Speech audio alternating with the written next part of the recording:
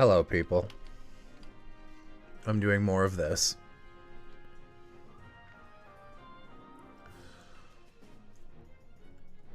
I'm gonna draw the characters as smalls so that I can figure them out from there.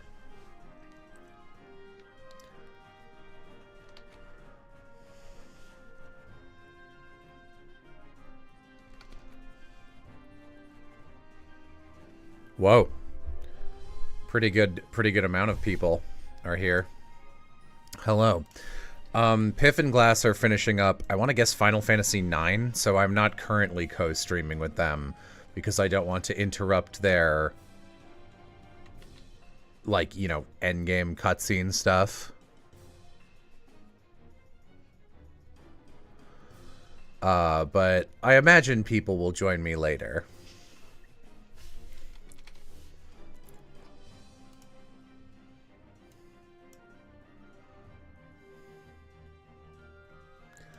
Oh, is Brennan in Date Everything? That's awesome. No. I did not get to write a Brennan Lee Mulligan character. That would be incredible.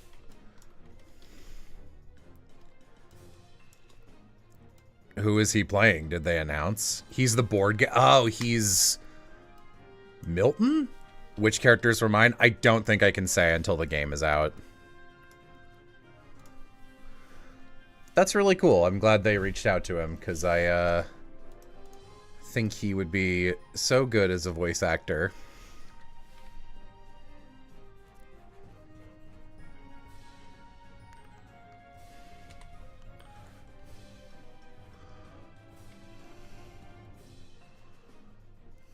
Give me a second.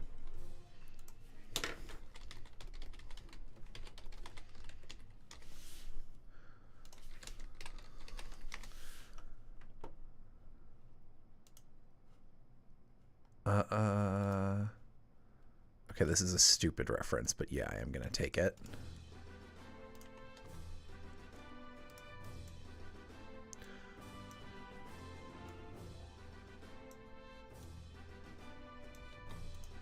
Is this the grandma who sucks? Yes. Who's everyone's favorite Fire Emblem character? You know what's funny is I don't know if I have an answer to that question. Like, you think I, of all people, would have one.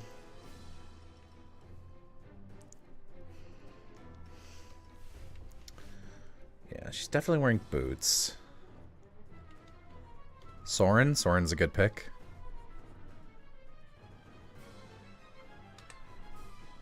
Yes, disconnected.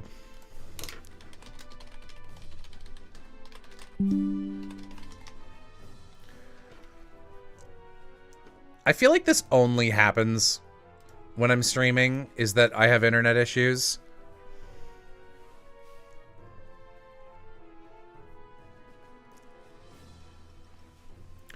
Just lost my content writing job I started 3 months ago due to a bad quarter from tariff woes. Oh, that sucks. What did you do? What were you writing? What is content writing?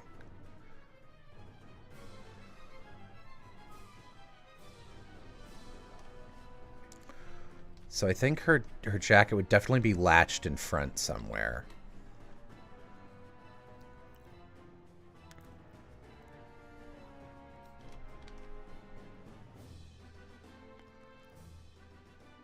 Oh, hi, Devin.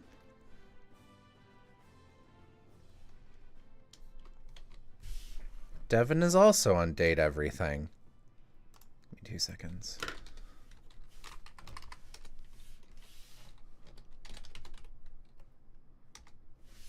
Whoa. Sorry, I'm getting a DM.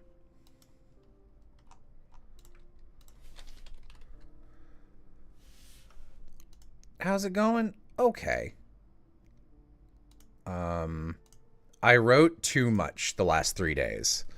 And also I got sick over the weekend in a weird way where I'm like coming down with, I'm having like random bouts of intense fatigue. And my house has a lot of stairs, so that's not good. So I'll go to get a snack or something and be hit with like a feeling where I'm just like, oh, I shouldn't even be moving right now. Oh God. Is that Dew from Genealogy? Yeah, the I didn't base a thief boy in this game on Dew, but he looks really similar. And then, like, we played FE4 and I was like, oh, that's exactly Alfie. And in my head, I haven't actually ever drawn Alfie even once. So I have a design for him in my head that is very different now. So that's the one I wanted to design, but I'm kind of messing around with Yseren.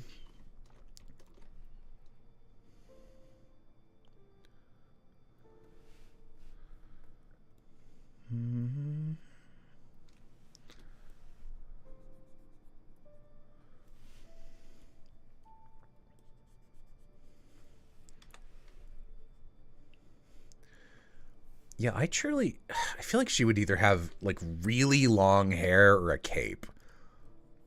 I want this woman I want her silhouette to be a fucking brick. I want her to walk in and feel like she's 5 times the size she acts.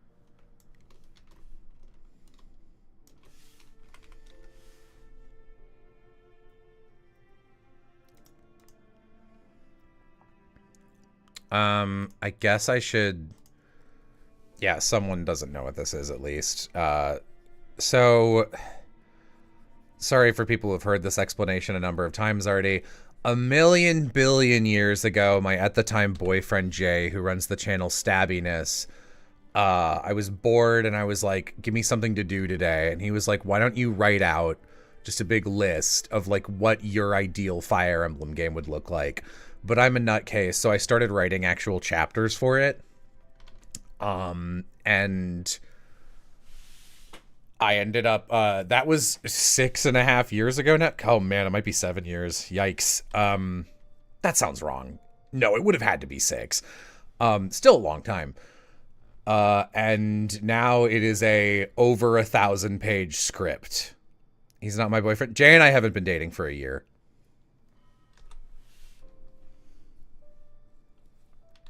We're not like on bad terms though.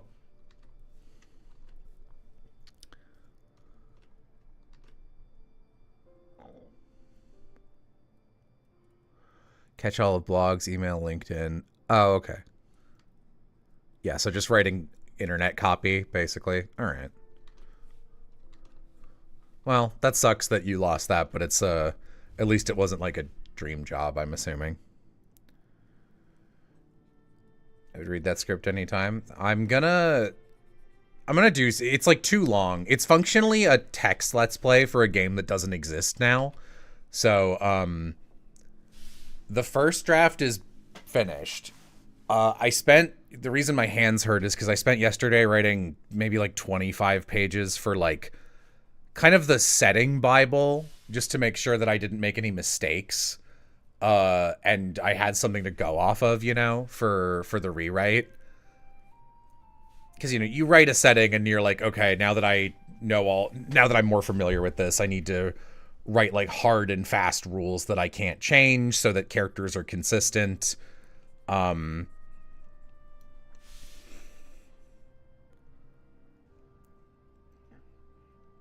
I think genies would inhabit electric lamps in modern day, or is it the oil that makes oil lamps able to host them? You know, I feel like they wouldn't be... I think if you were going to modernize a genie lamp, it would be more funny to make them inhabit a can of gasoline. Because that's more analogous to an oil lamp, in my opinion. Like, just because it's called lamp in English, it doesn't... you know, that's not really... Like, it looks like a little gravy platter.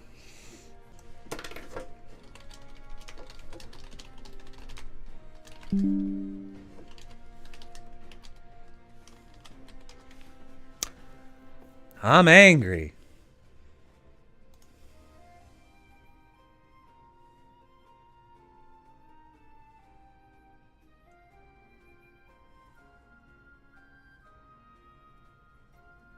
No, there's not a storm. There is no reason for this to be happening. I mean, it's raining, but it's like a drizzle.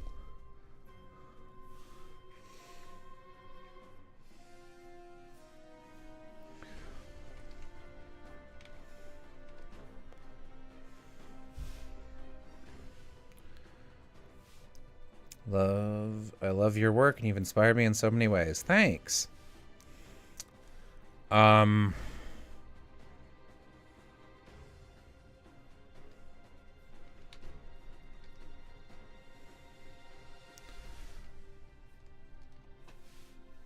Yeah, it's like, I don't know. I tend to write going like, I want a story in this. I don't really do fantasy or interesting settings by default. So like, why did I say it like that? By default. So usually what I do is I set out like, okay, this story is going to be someone set, and there'll be like, what needs to happen for this setup to work? Okay, so this needs to be like a slave state, or it needs to be like colonized by this, and that's just true, and I'll figure that out later. And then like as I go, I add more things like this makes sense to add, blah blah blah. So like since this one's so big, I'm just going, okay, I need to actually write down all the rules, because it's stuff like in the original draft, like the main character has an adoptive sister who's like the sort of mermaid race, and just because, you know, you got to introduce the setting, the main character is not very traveled and not very smart. So someone basically explains to her in the way that like Ike in Path of Radiance, someone explains to him, hey, you don't want to say subhuman for Laguz, obviously, because he's like 15 and has never thought about it. They're like, that's an offensive term. And Ike's like, oh God, of course it is.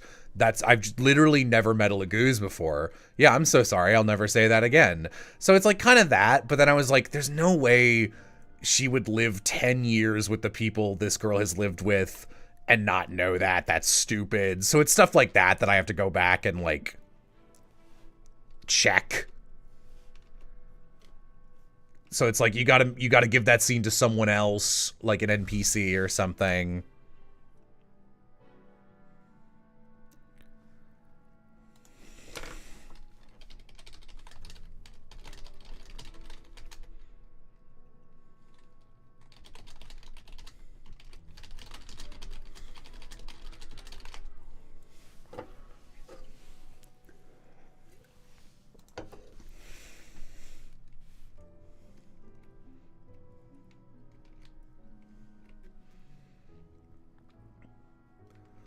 How far have I gotten with epithet writing? I'm still at the part of the first, the museum arc in episode 4. I've written up to the scene where Indus gets arrested by the cops and Molly's in the air vent. I could probably finish the first draft in one more sitting, but my hands have been hurting.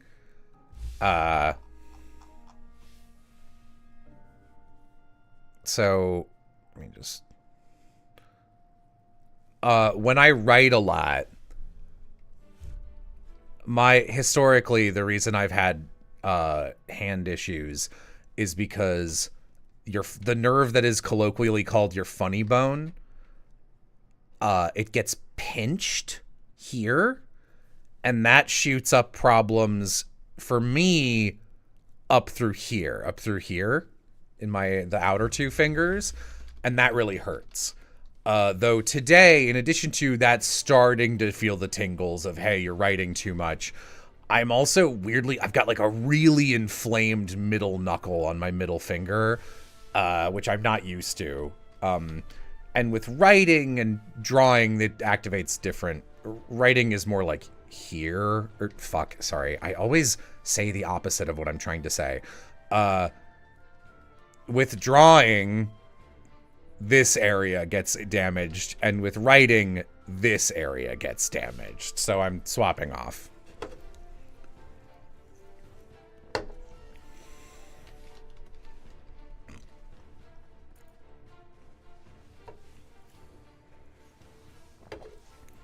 Any advice for someone learning how to draw? I don't think I'm the person you should ask. I don't really draw very much anymore.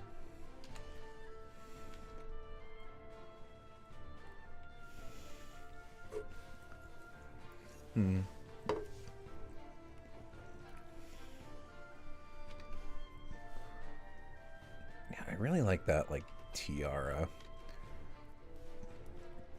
Should she have horns? Hang on. Let me look let me look at my DMs with AJ. AJ sent me something.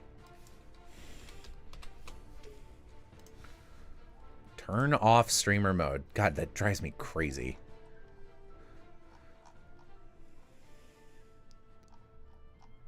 No, these are really old. Must not have been a DM. Did I save it somewhere else for myself? Did I do that? Yes, I did. Thank you, AJ. Yeah, I think I'm gonna steal these for Ranya's hair.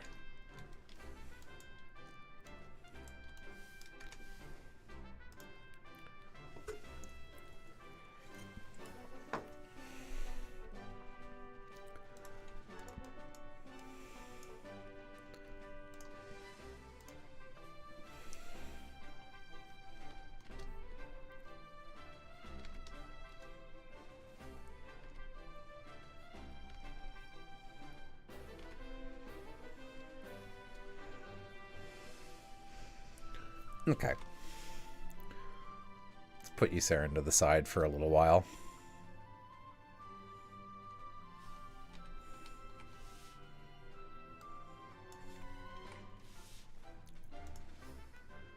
Bunch of other shit out here.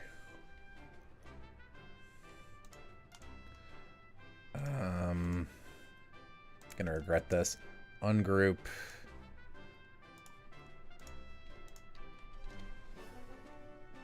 Yeah. 111, 119.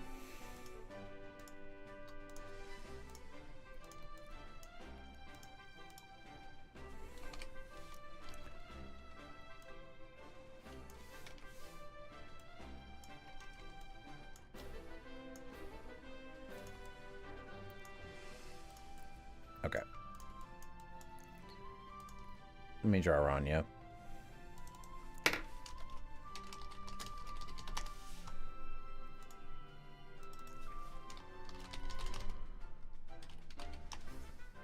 What's my favorite Fire Emblem weapon type? Not axes. Axes are my least favorite for sure. Bows maybe? I really like knives too. I did finally figure out what I want to do with knives in this game. So in this game, thieves, which let's call this a knife. Thieves upgrade to illusionists, which are like magic-based knife-throwing units. Just to have some other class use magic. Would I rather relive Danganronpa 1 or Epithet's Season 1's production? Danganronpa. Epithet Season 1's production might actually kill me if I did that again. They're not even on the same level. Can knives beat dragons? Yes. I really like that Radiant Dawn gives dragons a separate, like wyverns and dragons and whatever, separate weakness tree from Peg Knights. So I'm stealing Peg Knights. This is a terrible Pegasus. Horse. So Pegasi are weak to wind and bows. And dragons, which I'm even worse at drawing, in Radiant Dawn are weak to just lightning, I think. I don't remember them being weak to bows. But they might be. I'm kind of brain farting.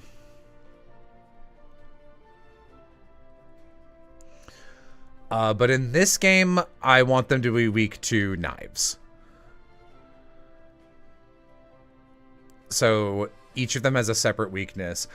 And because both of this game's lords have flying units from minute 1, and frankly, movement is the most busted stat in strategy RPGs, and flying units are the best units because they have the most movement options. And that's just true. They're just the fucking best in every goddamn Fire Emblem game.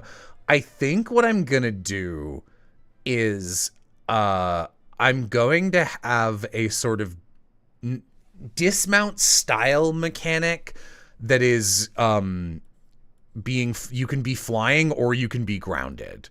And being grounded takes away some of your speed and a lot of your movement. And you have to be grounded on indoor maps, but you're no longer weak to one of the two weaknesses. I'm not sure which it'll be. Probably wind. Probably the two magics. So they can swap off.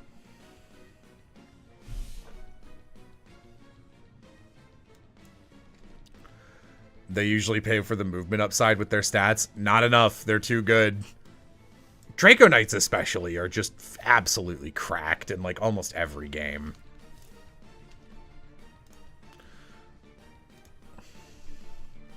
All right, let me draw Rania.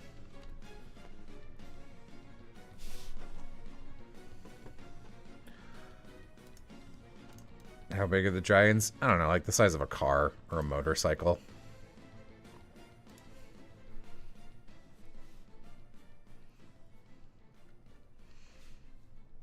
Okay. It's too small. Maybe the wrong size. What do you mean? Move. Move. What is your problem?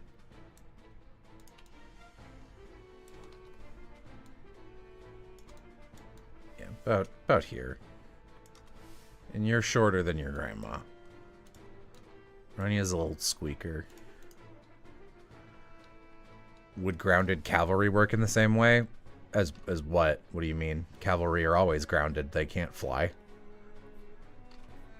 I think horseback riding cavalry have much better movement.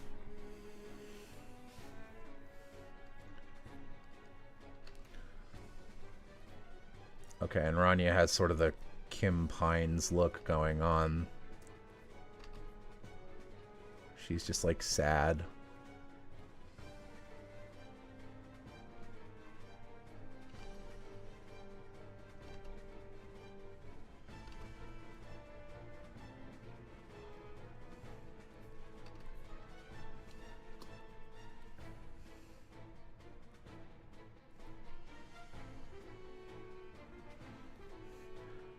I meant dismounting? No, there's no reason for people to get off their horses in combat.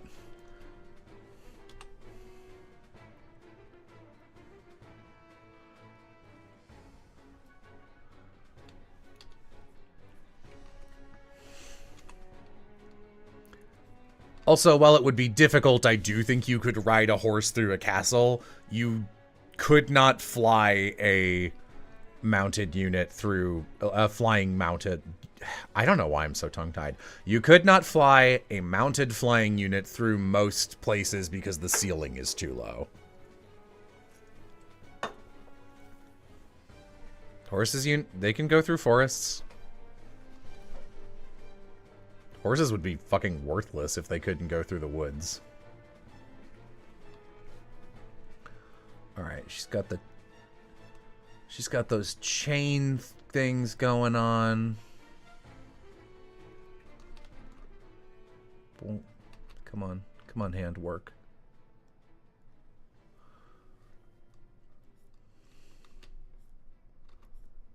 Whoop. Yeah, let's just call these a rough sketch each time.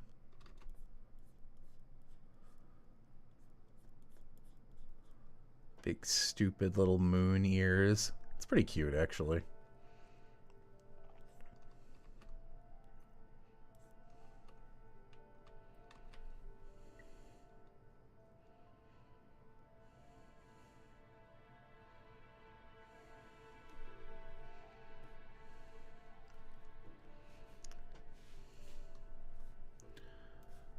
Rania is also kind of shaped like a little brick.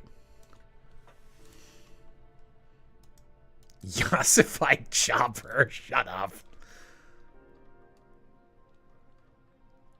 Is there water combat? There are water tiles, but there's no like, it's not like Wargroove or Advance Wars. There's not like multiple water units. Naiads have free movement through water, and pirate units have free movement through water.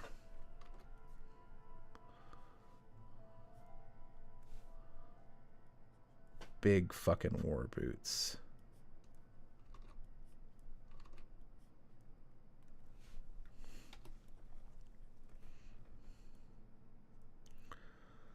Are there mounted naiads? No.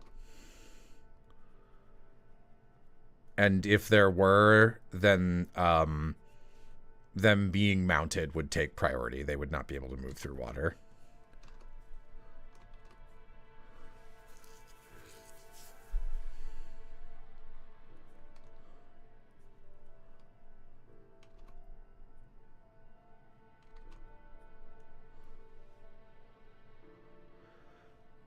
Do I imagine Winds of Change having trails like Potato Baby cutscenes? Actually, yeah. I was kind of struggling for a long time with what I wanted. I know what art style I'm picturing. But I was like, I don't really understand what the logistics of the game would look like stylistically. And I did figure that out recently. Give me a second.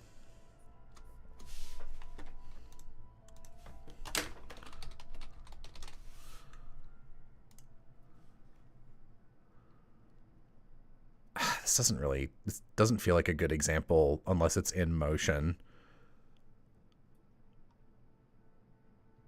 Yeah, this has some stuff of on it. Yeah, I think I have to use this one. It sucks. Okay. So, not a good representation of this. This movie is gorgeous in motion, but this is not really what I'm looking for. Here we go. I'm picturing something that's styled after woodcut blocks. So, like, lots of hard blacks.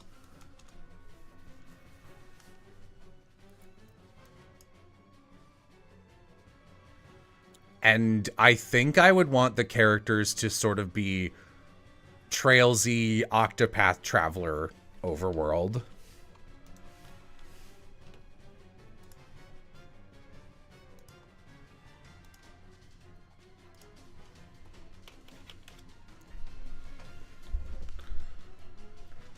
Hell yeah, I love to see the Irish rep. There sure is one Irish character in this game. She does not have an awesome time, to be honest. Man, it's getting really annoying trying to grab you.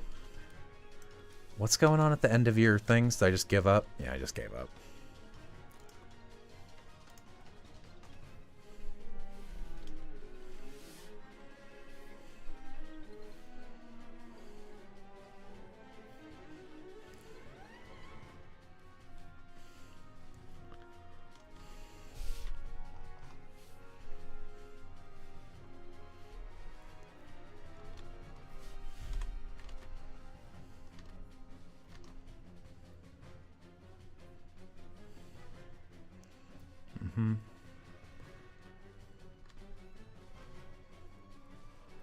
Whoop, whoop, whoop, whoop, whoop.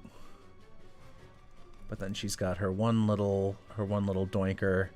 Because you can't design a character without at least one doinker.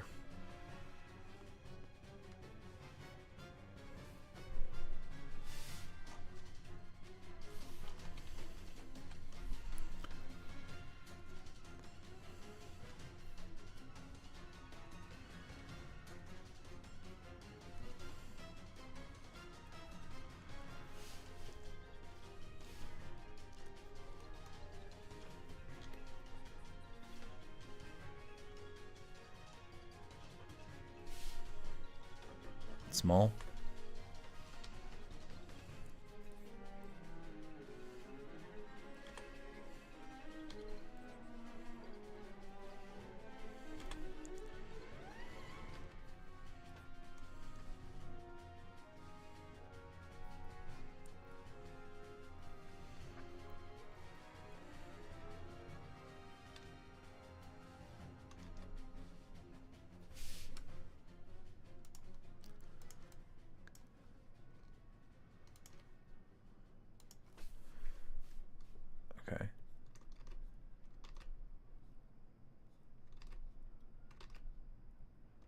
Jesus.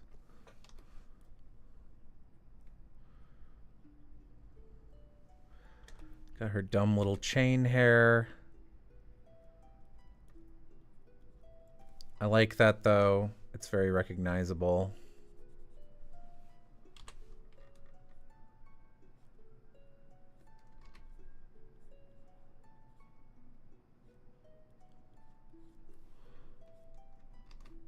Ear.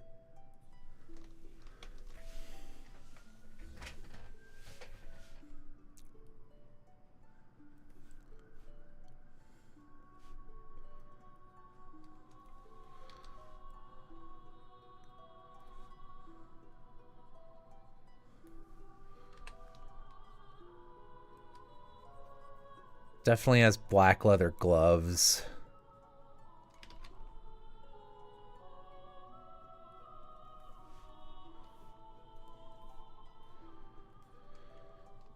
Yeah, so Peg Knights in this universe are still styled after World War One, World War Two era fighter pilots. And I still think Draco Knights are probably styled after bikers. I don't think I'm going to change that.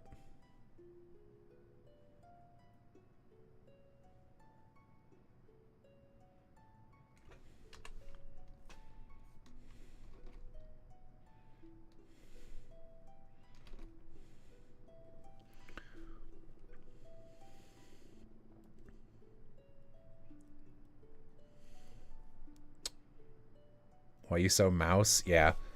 I like that, though. I think if she were an animal or had a fursona, I think she'd be a raccoon.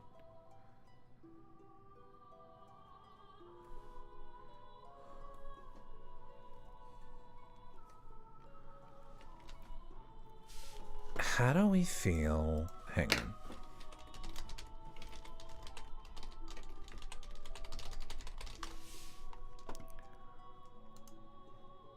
Come on.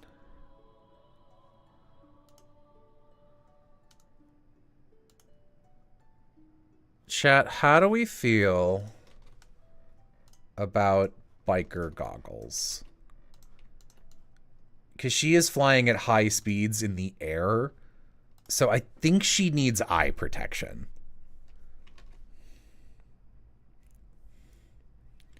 So let's keep those around her neck.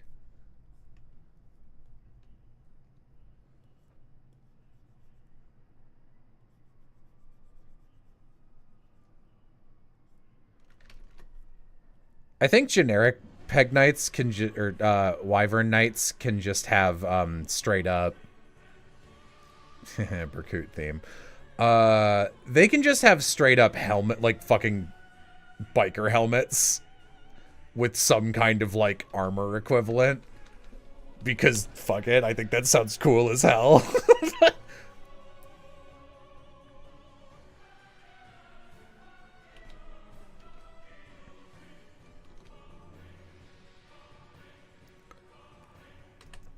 I don't want her goggles to be on top of her head. I think that's too much going on up here. I think it's too busy. Because I really want her to have these little horns. I think she's conscious about her height. So I think she wants to have things that make her look taller going on.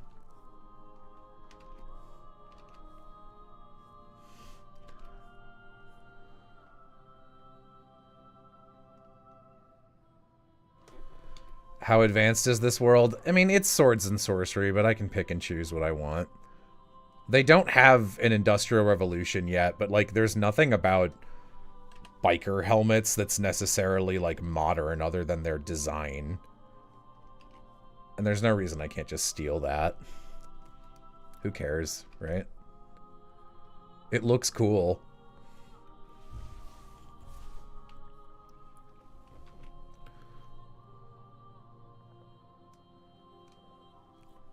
I mean, alchemy exists. It's not, like, extremely popular.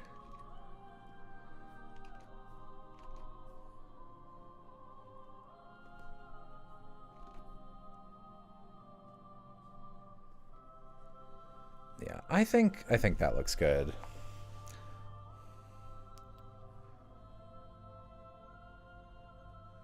Bye, Flare.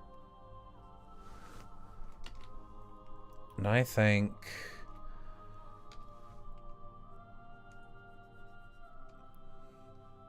what would she wear?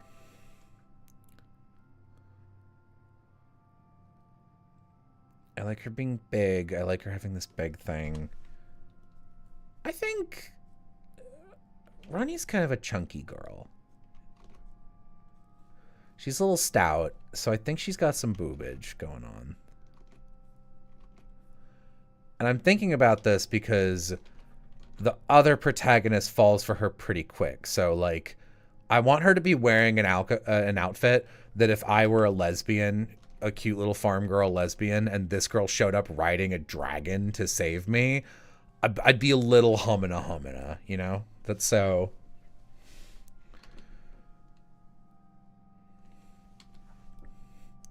What are my top 5 Fire Emblem games? Radiant Dawn, Path of Radiance, Power Gap, Shadows of Valentia, Power Gap, Awakening,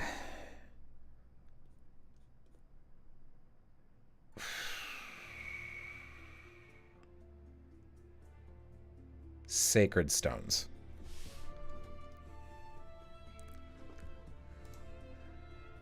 Yeah, that's most of the ones I've played, so I'll just...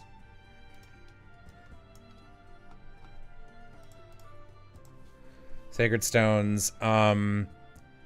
7 is pretty much the same. Then right below that, let's say Shadow Dragon. Then I didn't play enough of Fates. I did play some of Fates, and Conquest has great map design, but like I hated every character and every plot point, so I couldn't get over the difficulty of it. It also, they hadn't invented the turn wheel yet. I bet I could have a good time with Fates with save states, but yeah. Shadow Dragon, Power Gap. You know what? Power Gap, the longest one. Engage, 3 houses.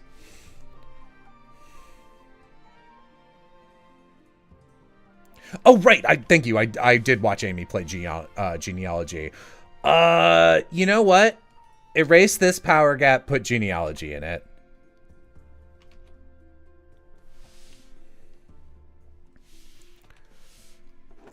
Three Houses is awful, and I'm not going to go into why I think that. I talked about it for 5 hours on Patreon.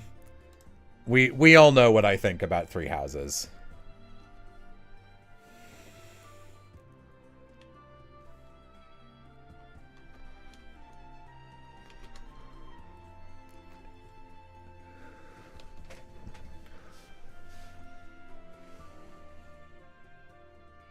I can respect Genealogy's plot and visual style, but damn, were the maps clearly made back in the 90s. Yeah, Genealogy has probably the worst map design in the entire series. But also, like, I like the characters, and it's got my favorite art style, my favorite soundtrack. I actually liked the dungeon crawling segments. I thought they were pretty cool, which was a huge surprise to me. I really didn't think I was gonna like that. What do I think about Three Hopes? I think it looks like Three Houses, so I'm not playing it. I've heard that they had a second chance to do the Three Houses story, and they fucked up again. Why would I play it? Let's see. Do I like the goggles better up here or down? She's pretty cute with the goggles up here, I have to say. That's a lot going on her head, though.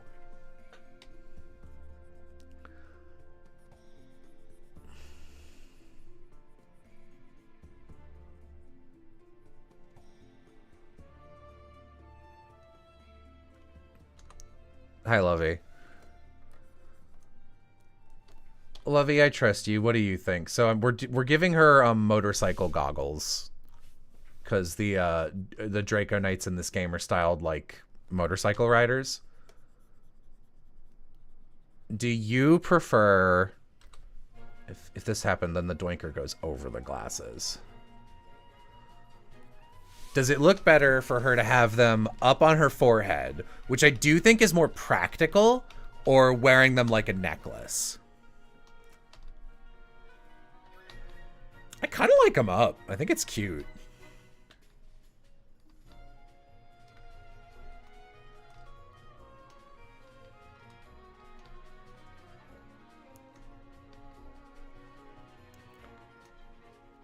Up is too top heavy. Would a lesbian find them hotter as a necklace? I don't know. I'm not done with the middle, guys. That's not the question I'm asking. Also, I'm specifically asking Lovey's opinion. Feel free to chime in, but I like them up. I think it fits. I'll keep them there then for a second, because my gut's saying up is cute.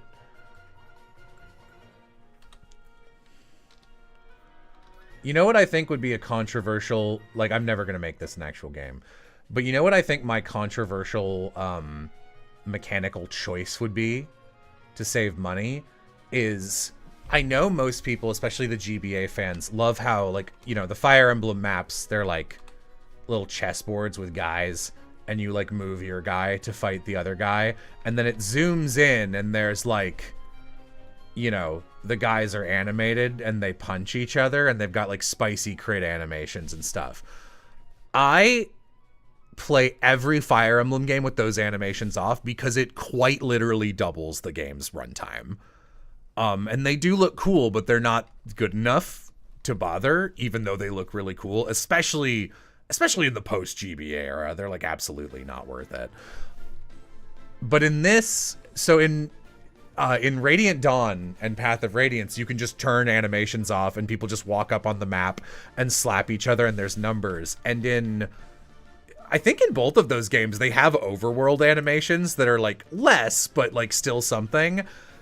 I think I would want Little Octopath Traveler or Trails in the Sky Potato Babies that have, like, 8 walking sprites max, and then I would just have the animations be on the map. Having the ideal Tellius playstyle as the default. Yeah, no, this game is it's like, what if Radiant Dawn wasn't fucking mean? It's really... Look, I started with Radiant Dawn, and I think in a lot of ways, Radiant Dawn was the best to ever do it. It's just that they, like, statted a lot of characters wrong.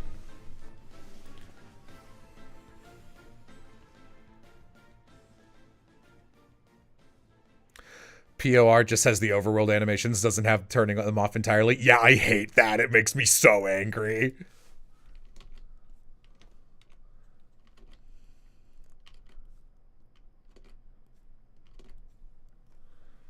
Yeah, I think she should wear this open.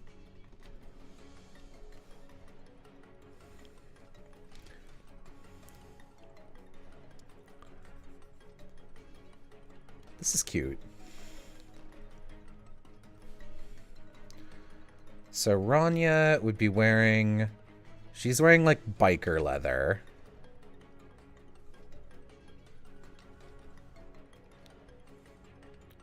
Hey, Jello. Hello, Brian H.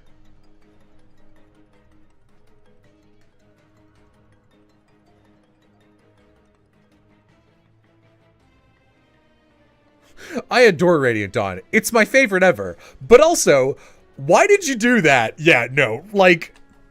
I also want to say, Radiant Dawn is, like, such a different game in the English version, and it's a better game. Like, the... Radiant Dawn is needlessly mean. It's needlessly mean in English, but, like, the Japanese version is just like, yeah, we're still doing the Master Crown thing for some reason, so even if you max out your units, you only get to upgrade, like, 4 of them. And it's like, dude, the game is hard even if you can upgrade all of them. Why would you do that to me? Holy Crowns, Master Chief, all that shit should be long gone from the series. It's crazy they still do that. Why is she so small? I'm drawing them small.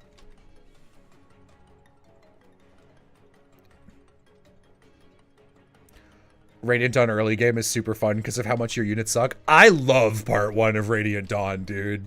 It's so mean, but, like, I don't know. I think it's a good difficulty level. I think with battle saves, it's a good difficulty level. I think it's fun. I think it really does feel like you are on the back foot, you are a small band of rebels, and like, holy shit, you are so close to like being wiped out all the time. I think it's cool.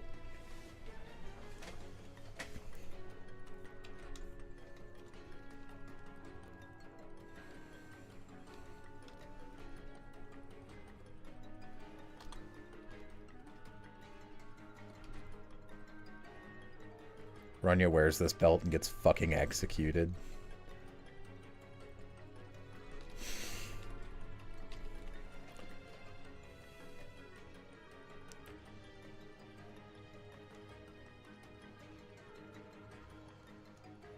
Do the Tellius games have an option not to do permanef? No, they're way before that shit. I think Awakening was the one that invented casual mode. Which I think is a good invention too. I never play it that way because I get bored. But I like that it's an option.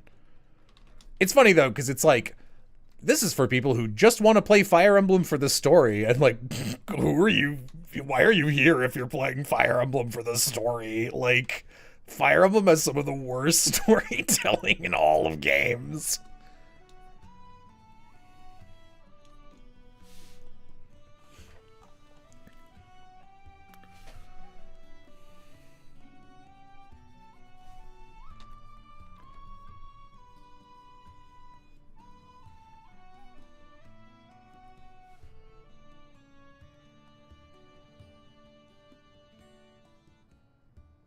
Oh, the 3 remake introduced casual mode? Okay.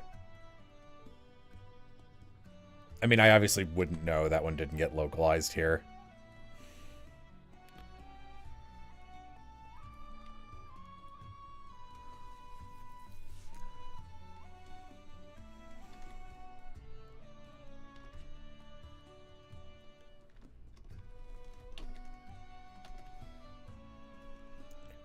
Rania has freckles. Alright, women likers in chat. Do you think this, like, obviously she's being drawn in like a little way. She's being drawn like a baby. But what are your thoughts? Do you think this girl is cute? Would you eye her? Would you approach her from across the bar? I mean, not like, you don't have to actually do that. I wouldn't do that. That's not my method, but a true lesbian loves all women regardless of style. Yeah.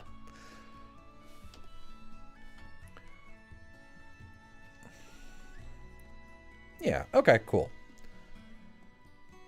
I'm, like, obviously this is not done, and I would need to, like, really lock in and see what things would be actually on her boots and her leather. I think she would take a lot of inspiration from cowboy gear, specifically because she needs to mount a dragon very quickly. But yeah, other than that, I think this is, I'm actually feeling kind of confident that this is what she should look like.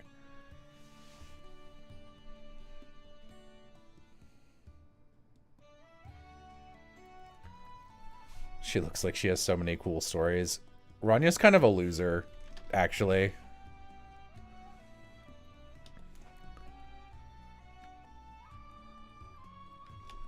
Rania's like a library goth.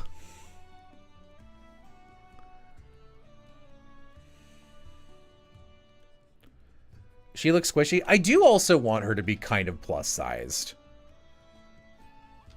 Like, I think she's built, but I also just think she's sort of a wide girl. Oh. He's cute.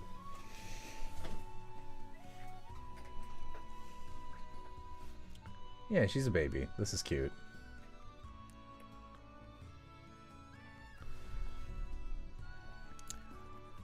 I feel a little bad. I was saying to someone the other night, Rania might be the OC of mine who goes through the most trauma. I think she has the worst time of any character I've ever made. Especially considering she's like not a villain.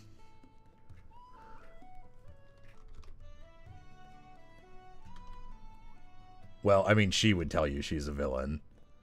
But like, that's part of it. There's a point in the story where I mean, I don't really want to like sit out here and be like, I don't want to spoil anything because this won't be out for like years. There's a part in the story. Oh yeah, she needs pauldrons. I guess they're under the fur.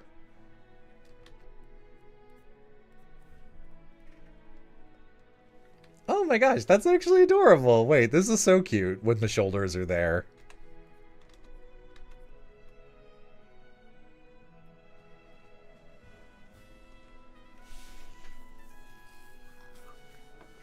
He's a baby.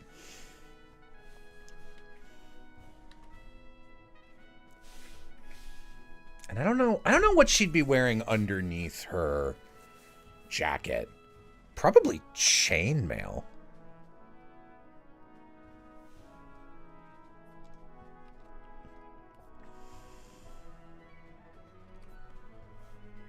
You know what? I'm gonna be I'm just gonna give her a sweater right now. She can just wear a sweater and be soft and comfy for like 2 minutes.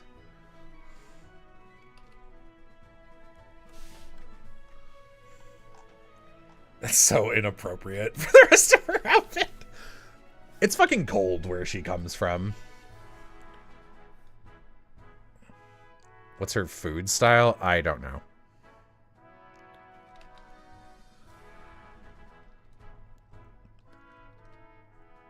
Probably got some... She's got to have something indicating her rank, so I don't know. I'll just make some shit up for a second. There. She's got some kind of something up here. She's a captain, I think, is her official rank. Yeah, cool. I love that. I think that's really cute. That's a good little baby jumping off point for the future of this character.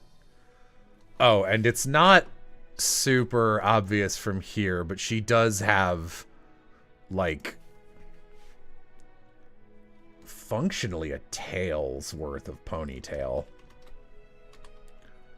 She's got a braid that goes, like, all the way out and down.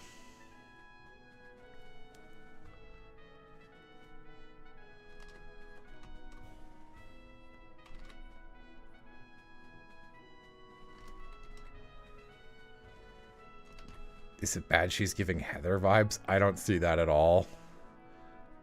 I think I might have just supplanted that idea since I told you she's gay.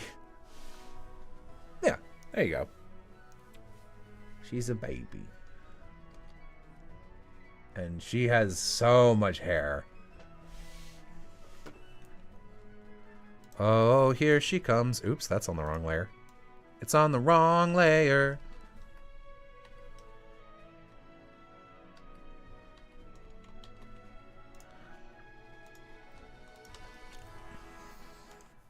Little Rania. Coming to get you. So Rania at one point in the story, and these are spoilers, she gets her long-term goal is that she thinks and she is correct, she is from functionally the evil empire. And the evil empire is working with the other major country in the first half of the game to do evil shit. And visually, the other country is, like, coded as a good guy empire, but they're also pretty fucking evil. And her thing is she's like, hey, I think we do a lot of really bad stuff, and I specifically really don't like the way we annex other territories by decimating their cultures systematically. You know, like how when European settlers took over North America, they, like, forced all the Aboriginal people to, like, learn English, and if they spoke their own native language in school, they, like, beat them and shit. And how you, like, weren't allowed to go to any of your places of worship. They just had to, like, evaporate that culture forcibly. They do a lot of that. And she's like, I don't think we should do that, so I'm against that, obviously, because I'm, like, a person with compassion. And so her goal is to become one of the leaders of this country, with which her grandma is, so that she can change that and swap stuff around. But she, at the start of the second of the game's 3 acts, she ends up getting, like, she gets jumped in and is not having a good time because basically only the Emperor, who's in charge of, like, the 5 guys underneath them, which is what this lady is and what Rania eventually becomes, gets to make decisions, and all of them are like, why would we stop doing this? It's super effective, blah, blah, blah. And she spends the middle act of the game trying to undermine her orders over and over again so she doesn't have to do terrible shit. So her first map is one of the other factions that they're fighting are a bunch of gargoyles, which are like, I've got some pictures of them anyway, hang on. Gargoyles. No, come on, you're not, why are you not helping me? Winds of Change. It's crazy how they keep making the Windows search function worse and worse and worse and worse. Gargoyles. So there's gargoyles. They're fully sentient. They're just another race. And the gargoyle faction, they're taking over one gargoyle society. And, like, the biggest piece of cultural importance in the Gargoyle Society is this giant mountain that's got, like, a hollowed-out dome in it called the Mantle, which is part museum and part mausoleum. And what they do is they take... so gargoyles petrify in sunlight, so they're nocturnal creatures, but also when they die, they just petrify forever. So what they do is they take important gargoyles and put them underneath dripping stalactites, so that over time their bodies like rejoin the cave. So they've got this cavern full of like famous people, and they'll like, some of them will be like, 200 years ago, here's like a plaque on this pillar that's just like Garbraham Lincoln was here and now he's a pillar. And they grow gemstones out of them, etc. And it's like a really important place. So she is assigned to go in and destroy it. So what she does, she's like, I don't want to do that. We'll wage like a terror campaign, but without, you know, quite as much overt evil. So she's like, what we're going to do is I'm going to bring in my guys, including all of our own gargoyle troops who can see in the dark. And this map is like, the minigame is you need to protect these statues from being destroyed while your own ally soldiers, who you cannot command to stop because it's too obvious you're defying orders, and you cannot command to like leave, come in and destroy stuff. So you have to use torches and darkness to distract them, or body block the statues, or rescue them, which can only be done with mounted units because they're fucking stone statues. And then at the end of it, I don't know if I have this girl saved at all. She's probably in here somewhere, right? Where's Yaja? There she is. I'm just gonna merge you for a second. Yaja is one of the other generals. And Yaja is just like, what are you doing? I think that's some bullshit you're doing. Just fucking walk in and kill everybody and blow it up. So she just explodes the roof and kills everyone. And you're like, fuck, I couldn't save anybody. And the middle act of the game is basically Rania trying and failing to do shit like that over and over and over again. And eventually she is at a point where, like a point of no return, and she's like, I need the other protagonist's help, but the only way I can think to contact them is I have to hope she has successfully joined her own country's big military faction, which was her explicit goal, but I know there were some obstacles, so maybe she didn't even make it. And the only way I could get them here without sending a messenger, which would definitely be noticed, is I have to attack some citizens from their country before our forces destroy this like naiad town that we personally saved in the first act of the game, who like I know them personally and I really don't want to watch them die. I have to get certain citizens to be of this other southern country to be in a frenzy, run back and report it so that their military comes and intercepts us before that can happen, and it won't look like I did anything. So she ends up basically having to kill a couple innocent civilians in the vague hopes that this gamble will work. And it does. But like the rest of the game, she's like, I just murdered innocent people for like trolley problem reasons. But like they did nothing wrong. Like I literally walked up to them and killed them in cold blood. She's not the Camus. She's just like, because you recruit her. She's the main character. Yeah, Rania does nothing but have a bad time in this game. That's like her job. I'm not going to do a Let's Make a Danganronpa game. In my opinion, Danganronpa has nothing worth salvaging. People are like, oh, I love the setting. And it's like, what's the setting? High school? Literally the most boring, overused setting in all of human fiction? No, you don't. No, you don't. You don't like the setting. What are you talking about?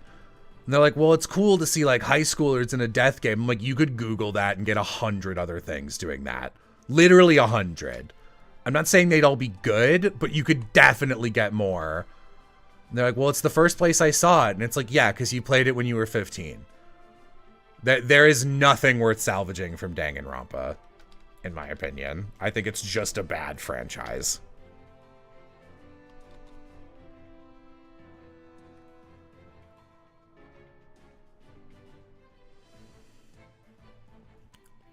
Okay. Yeah, like Danganronpa but better already exists. It's called Your Turn to Die and Of the Devil.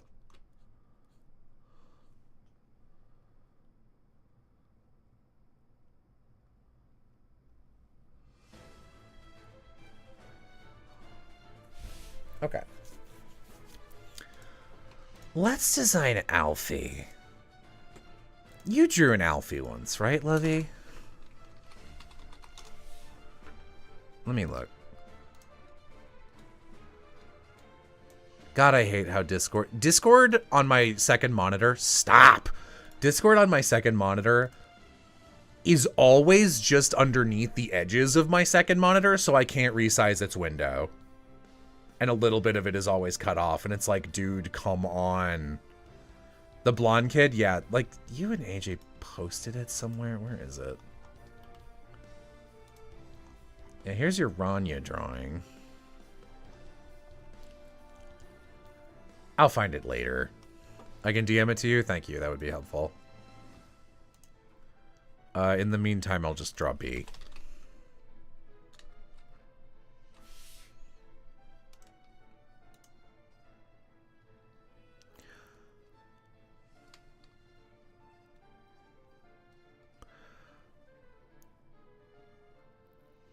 I don't get the gamble, so she kills people and is like, no, I'm not a murdering. She never said she wasn't killing people.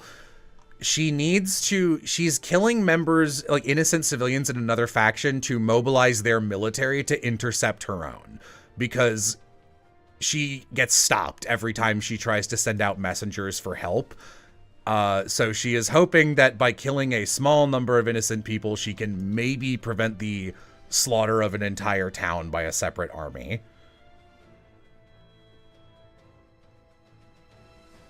I mean, you obviously don't have like any of the context. You didn't read the game.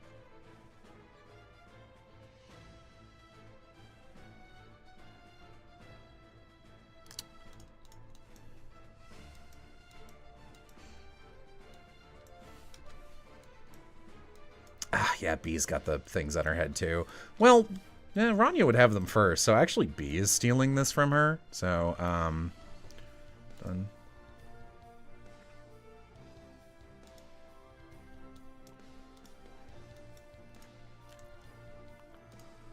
Okay. Thank you, Lovey.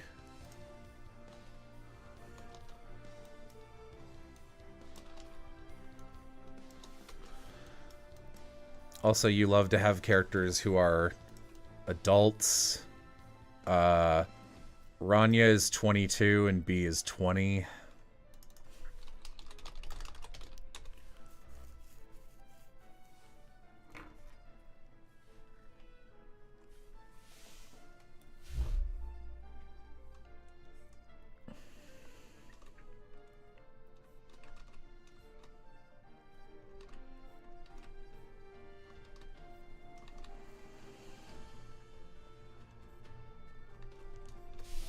B is tall as fuck. B is like as tall as I am.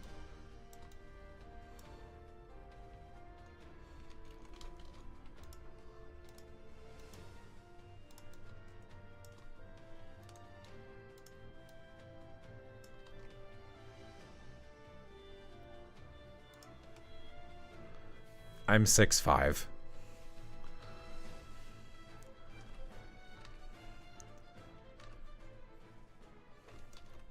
Whoop.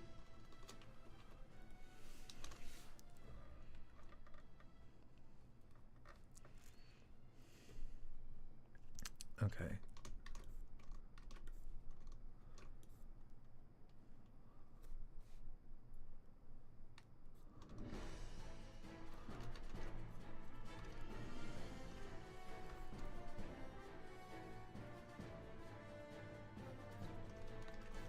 Is height measured differently in the States than where?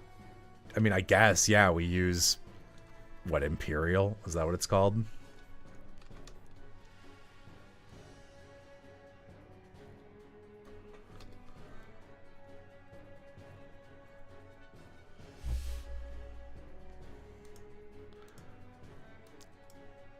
Yeah, I don't know how tall I am in metric.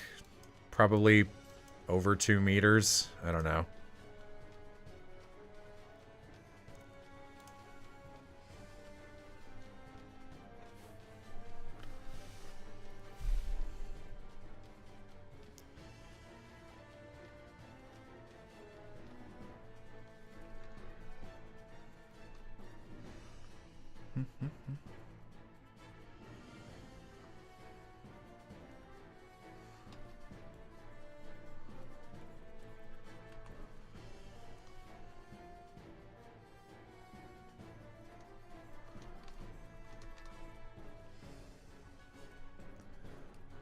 Yeah, Canada uses imperial for people's heights too sometimes.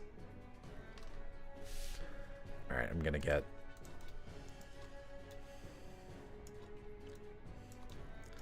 Got to keep it kind of wide if I'm keeping it stylistically consistent.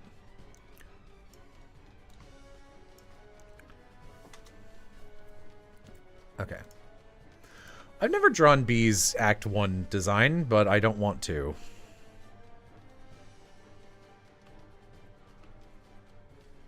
Uses metric for everything but imperial for height. No, imperial. Okay, look. Here's what I'm going to say.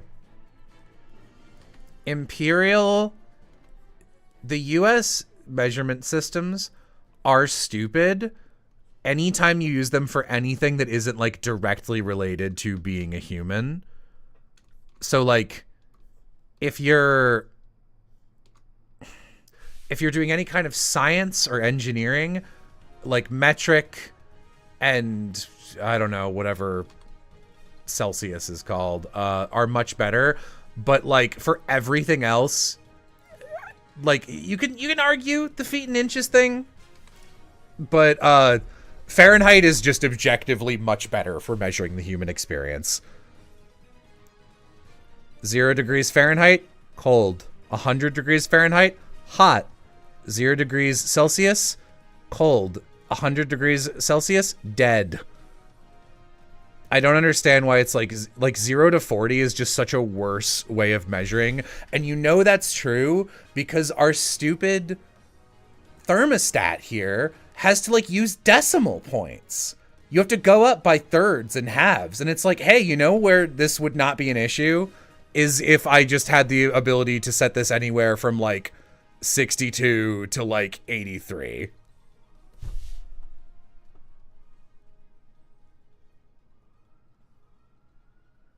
It's also based on the boiling point of water. Who cares? Like that doesn't, the human experience doesn't require that. You don't need to know exactly like, oh, it's not 99 or 105. It's exactly 100. You don't need that for boiling water. You just put it over a fire until it boils. It's only halves, don't exaggerate. All right, it's still bad.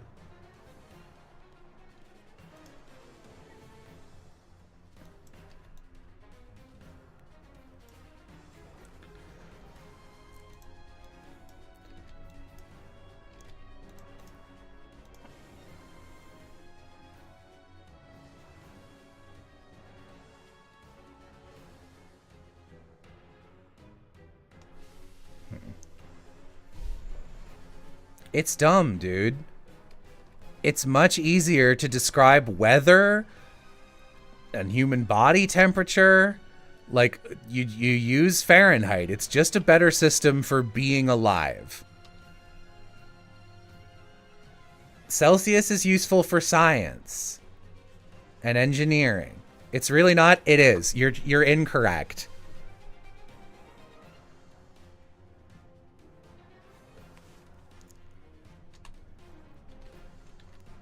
It's not that I'm just more used to it. There's a lot of different shit in Canada.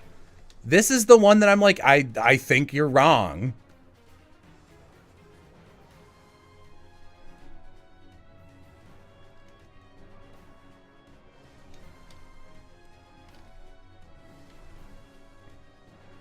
It gives you a wider scale to describe stuff at.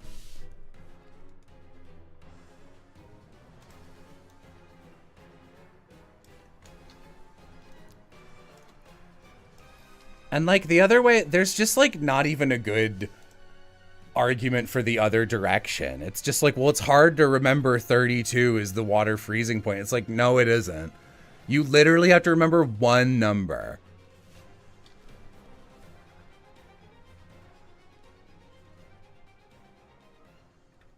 Like kilometers to miles, fine. Doesn't really matter, right? Like that one driving, I'm like, these are equivalent. These are about the same. It's just a different measuring system. And I've gotten pretty good at gauging that in my head. But like, man, just weather, it should be Fahrenheit, dude.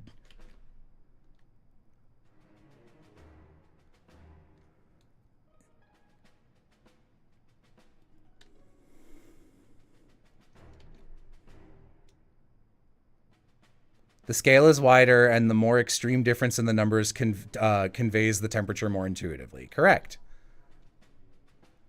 We're always like this with Fahrenheit because we're right. It's like the one, and I'm not saying it's good for anything else, but just for being a guy and talking to your coworkers, it's a better system. Every other thing we fucked up on, every other one is worse.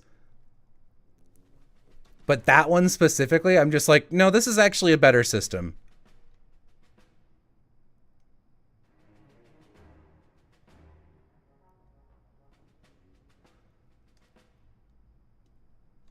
Okay, look, then you would need to know two systems because Celsius is better for science, and if you use Celsius, you can use it for everything.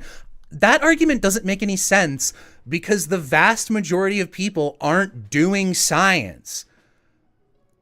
What percentage of humans do you know that are actually actively doing biochemistry and doing chemical reactions, which is already a separate kind of math you have to learn? Like, you're already learning a new thing. Just use Fahrenheit, dude.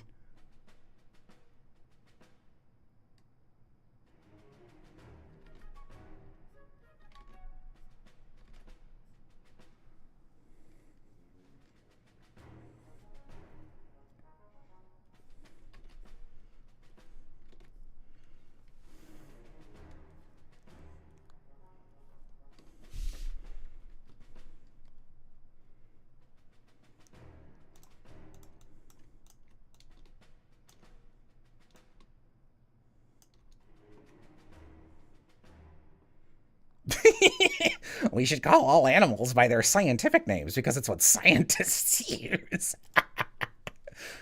It's really funny.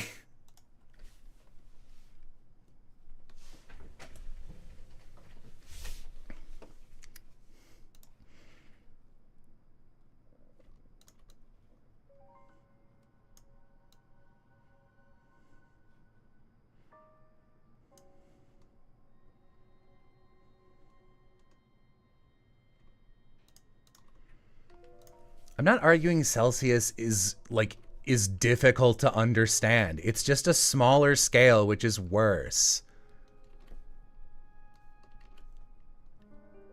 The inherent difference in being able to describe what 40 degrees Fahrenheit and feeling the difference between like 40 degrees and 45 and 50 has like a much wider breadth of description. I don't know. It's just easier.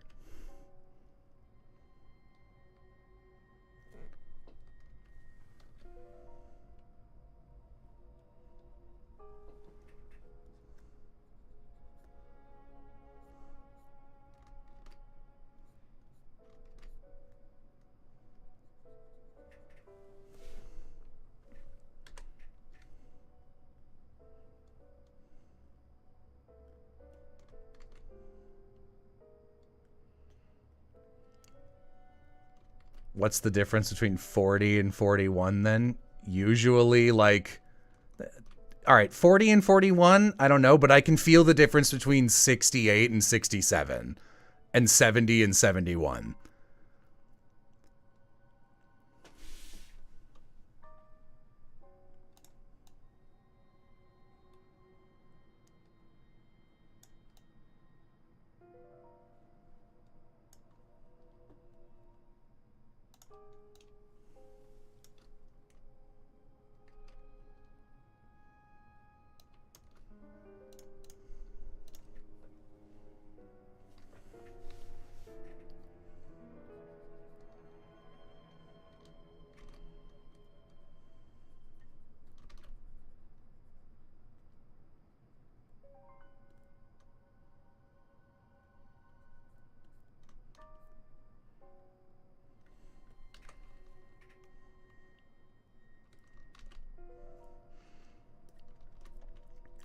Like, I'll also say it's so annoying. Like, it's already, it sucks to be American, you know?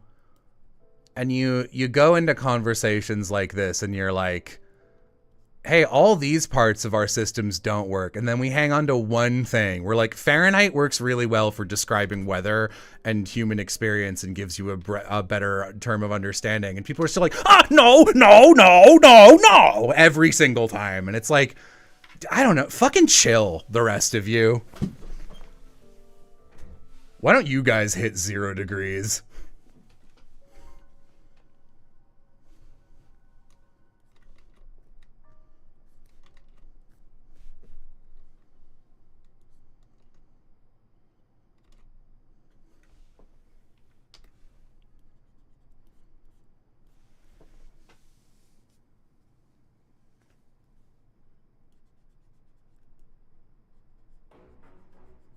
What do you... No, all right, fine. Now I need to... You said something dumb, and now I need to talk to you again. What do you mean? I don't think you're being objective like you say you are. I don't think I ever even said the word objective. It's just a broader scale that you can use. I just think it's easier.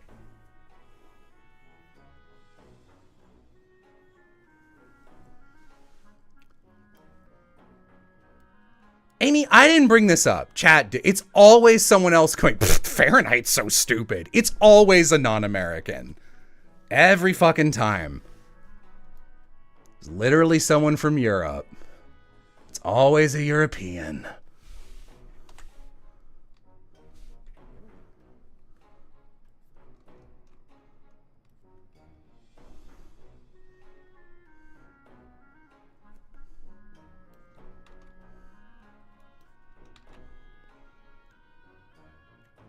Mexican. Wasn't talking to you, Chavez. It wasn't you.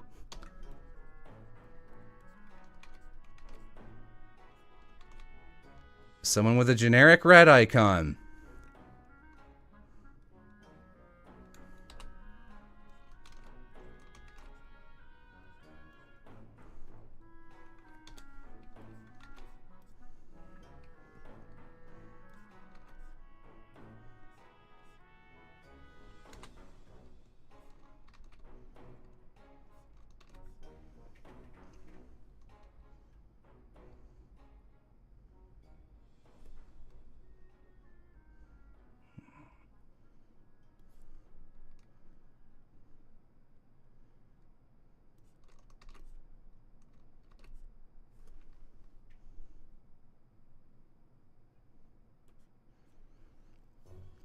How goes the Ring Fit workouts? I haven't done one in a while. I've been sick.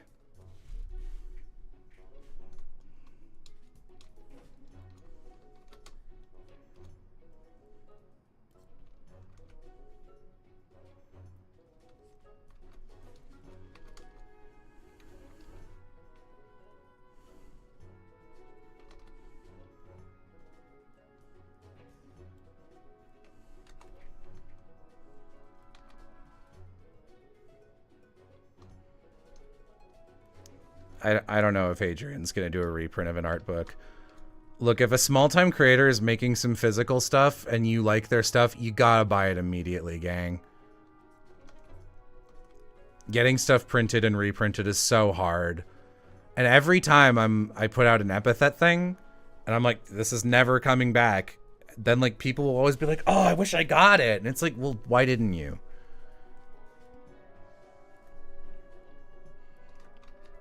Unless the answer was like, I was literally unemployed at the time. It's like, I don't know what to tell you. It was as advertised.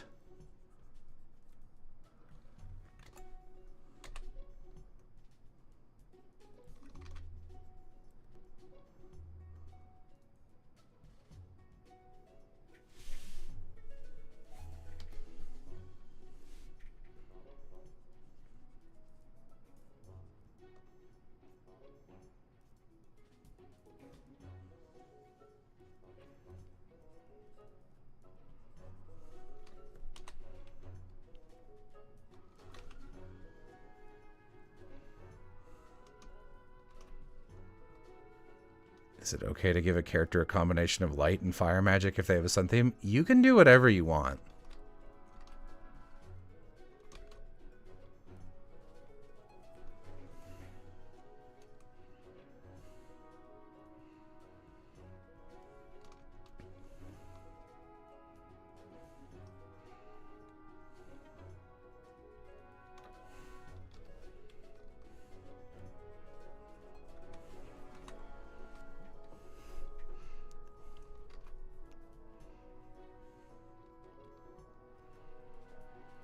Do I have any advice for someone who needs to make a whole bunch of Roll20 assets? Yeah, stop using Roll20.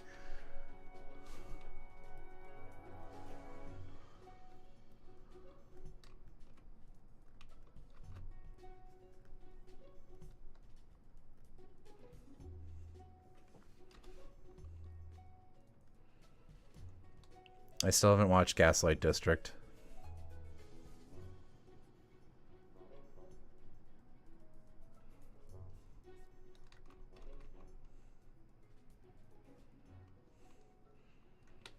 Why not? Because it doesn't look like something I'd enjoy. Glitch does a good job making the stuff they want to make. It's just not my aesthetic.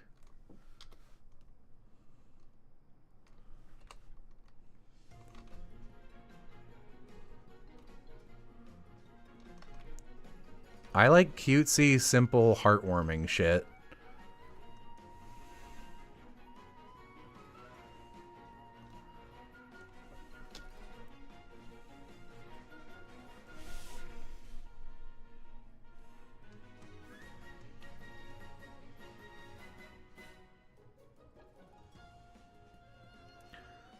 How much would someone have to pay you to spend a night in a graveyard? $500. And it's not because it's a graveyard, it's because I have so much trouble sleeping anywhere that isn't a really nice, expensive bed. And I have a lot of sleep issues, so sleeping outside sounds like a fucking nightmare.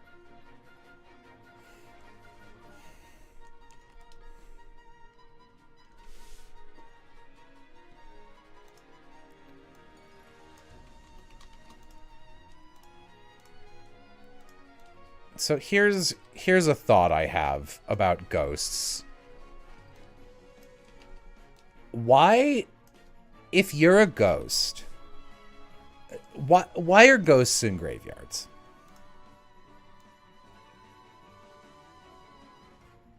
Because that's where dead people are buried? Why the fuck would you hang out there?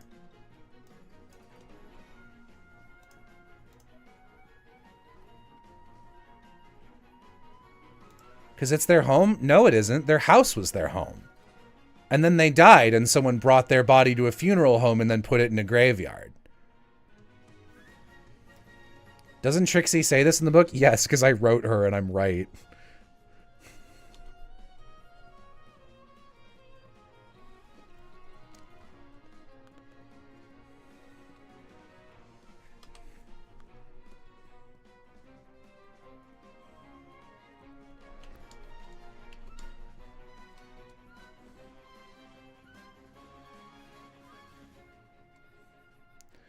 They can't move that far from their dead body. Well, that's like not true either, because people who think ghosts are real think that like places are haunted, right?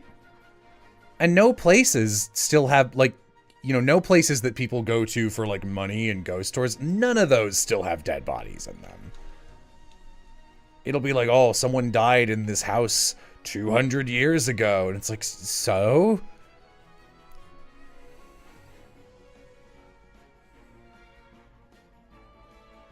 Am I implying ghosts aren't real? They're super not real. I wish they were. The world would be a way more interesting place if ghosts were real.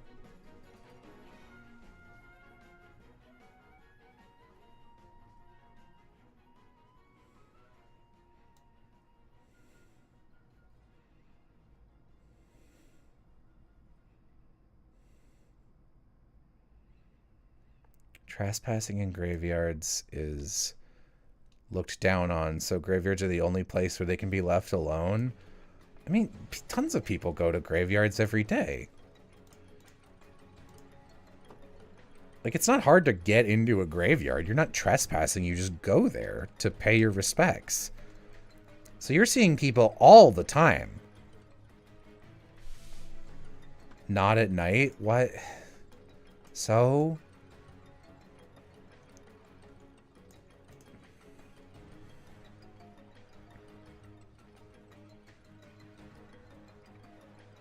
There are no guards at graveyards? I'm pretty sure that's not true. Is that not part of gravekeeping? Aren't gravekeepers also like night watchmen? I mean, I'm from Chicagoland, and most of the graveyards there are pretty fucking huge and have giant fences and people working.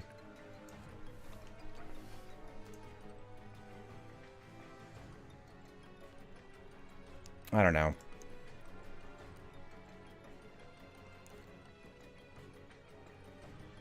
It's ultimately because people are thinking about death at graveyards. I mean, I know that's the real reason. I think common ghost lore is dumb.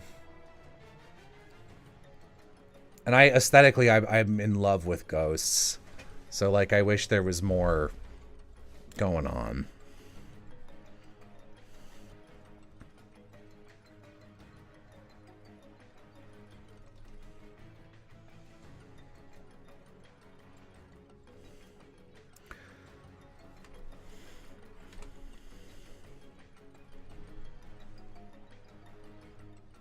What about zombies? I don't like zombies.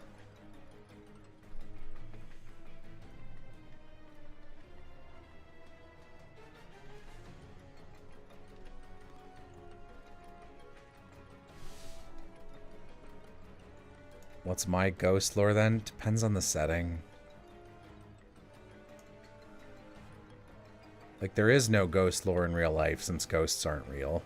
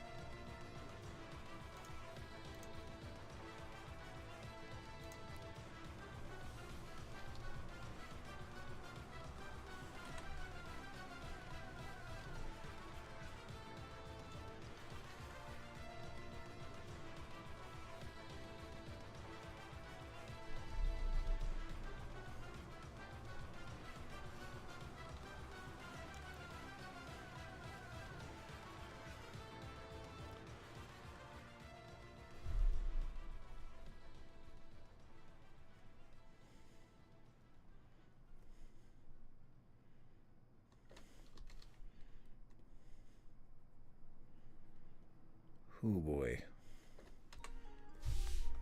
Yeah, I'll just be lazy.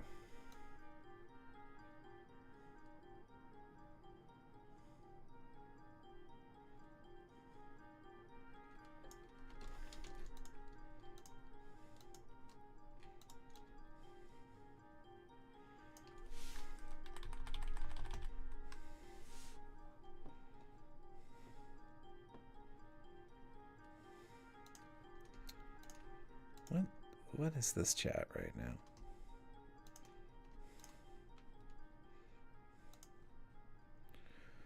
What's my favorite Mario enemy?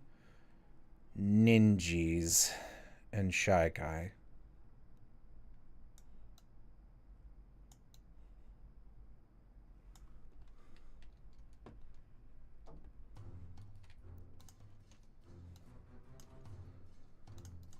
I feel like a lot of you guys are like way behind. You might want to refresh.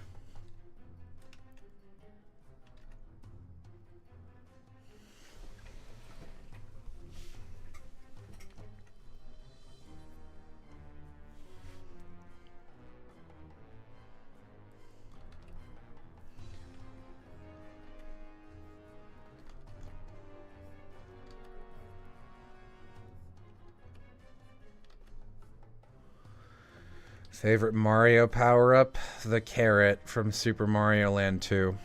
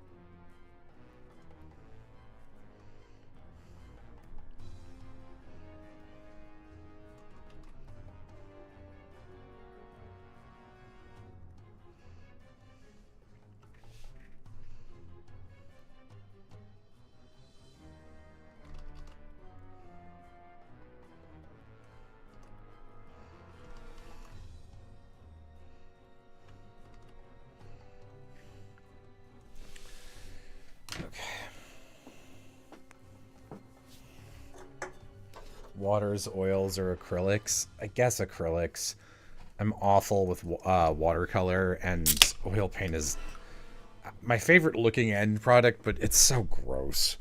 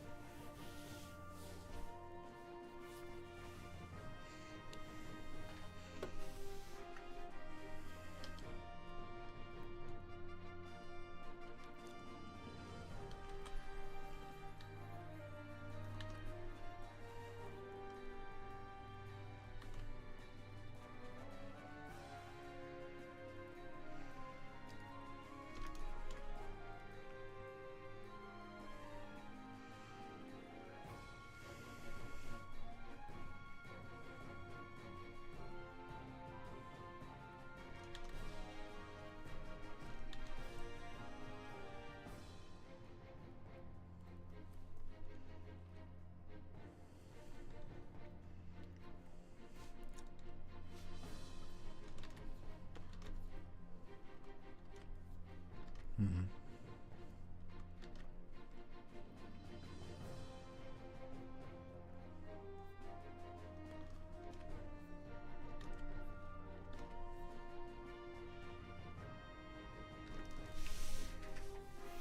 I don't know how to draw Bree's face.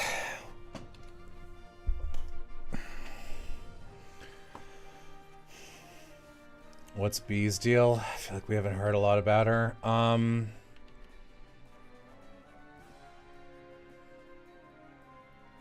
B is cute. I'm trying to, like, think of interesting ways to phrase her. B is...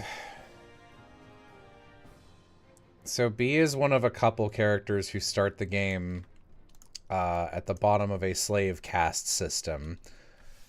When she was really little, she, the first plantation she was on got raided by bandits. It was like a vineyard with wine, so they had a lot of money. And she almost burned alive in a fire, but was rescued by the Pegasus Knight military faction at the last second.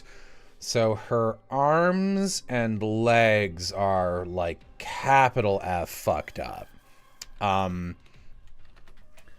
actually think there wasn't really a lot of place to play with this, since as far as the player sees, she's pretty much always mounted. But, in my head, B is probably walks really wrong. Like, she should have a mobility aid if this were in modern times. And she sort of uses her mounts sort of like a mobility aid. She's very animal focused. She always spends time with animals. She would be a vet in, like, a modern AU. Her thing is that she, like...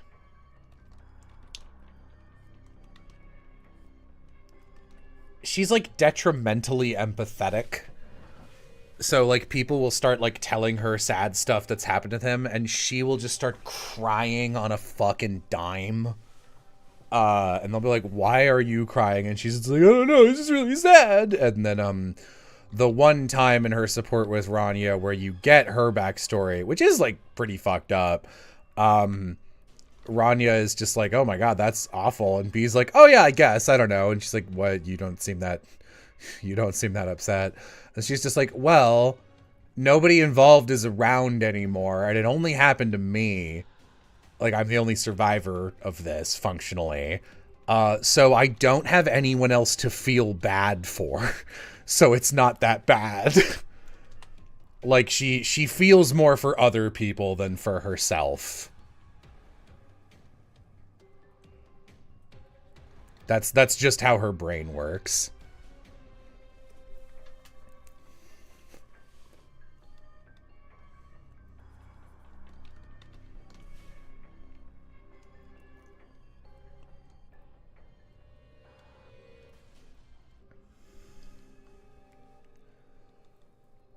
There's a map in the middle of the game where she ends up fighting. She's, like, trying to befriend. You know that scene in Stars in Time where, like, you can have spent a bunch of time with the king and, like, try and befriend him, and he just, like, fucking kills you and you really suffer for it. And it's like, what is your problem? Why did you think this would work? B does that with the Act 1 villain and gets her stomach cut open and almost dies. And then his forces are besieging a city, and she is not fieldable on the next map. But then, like, 2 turns in, she fields herself and has a bleed effect where she takes 15 damage at the top of every single turn. So you have to keep her healed or on the heal tile she appears on at the start. And every single other character is like, what is your problem? You can't do that.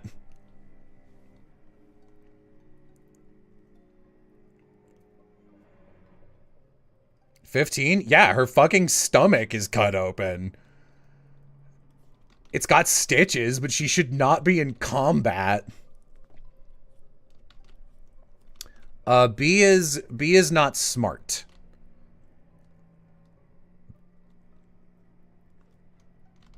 B doesn't understand politics. She doesn't understand any level of obfuscation of, like, why would I do that? Why don't we just do what's right and, like, point out people doing bad things and stop them right away? So she's like a little bit childish in that way. Yeah, she's like all the way thinks with her heart and not her brain. But like she's a sweetie petite. She's good for Rania mostly when her stomach's not getting cut open.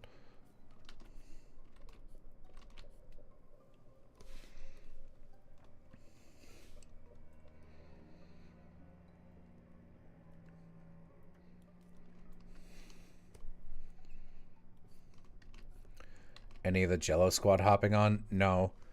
I think Amy might be listening, but it's only so she can disagree with what I think about Fahrenheit.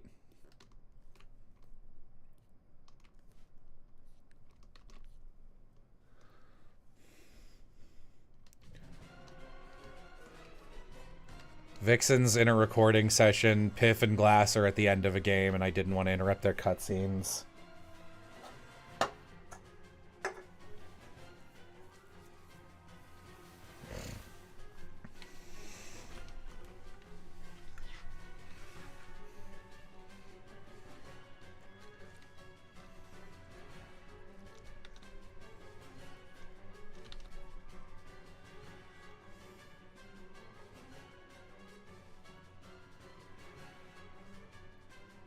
May draw a B? Hell yeah. Yeah, like, you can see this drawing has her fucked up hands in it. Yeah, she has like 10-year-old third-degree burn scars on most of her limbs. This is also one of the reasons I changed her surrogate sister character's name from Lorelei back to Seren, because it was like, you know, if I had a nickel for every single time Jello made a main character a black girl with trauma related to fire and a sibling named Lorelei, I'd have 2 nickels, which isn't a lot, but it's weird it happened twice, you know?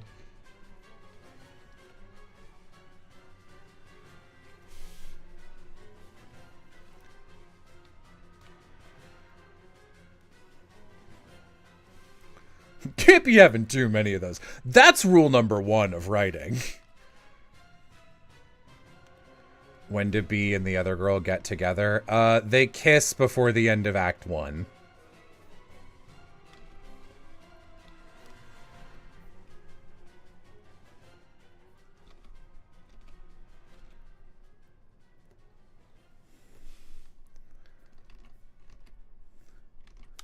Wow, fast. Rania needs the emotional support.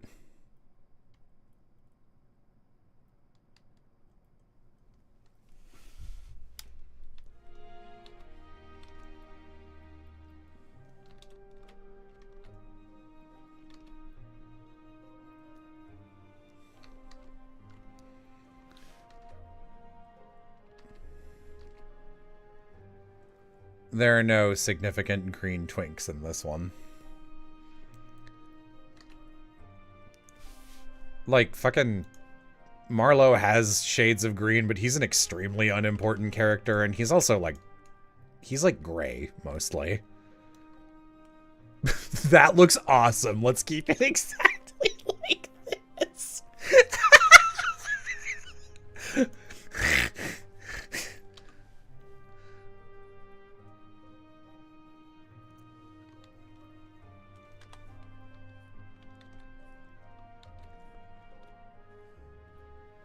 Yeah, I'm drawing them tiny because I want to, like, focus on kind of their outfits more than their actual, like, these aren't, like, fully rendered nice designs, but, faces I have a hard time with in this size. Also, I got the In Stars and Time art book, and Adrian had some cute little drawings of, like, the characters designed as sprites before their full body, and I was like, that's probably a good way for me to play around with the Winds of Change cast.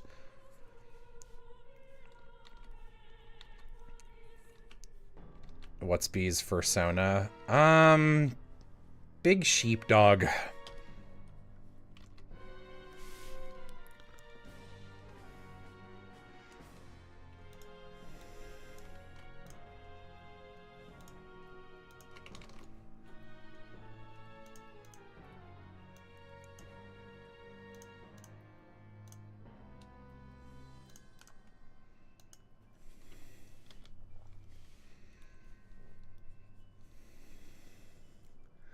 I don't know, some projects I do a lot of, like, animal motif design. Winds of Change is not one of those.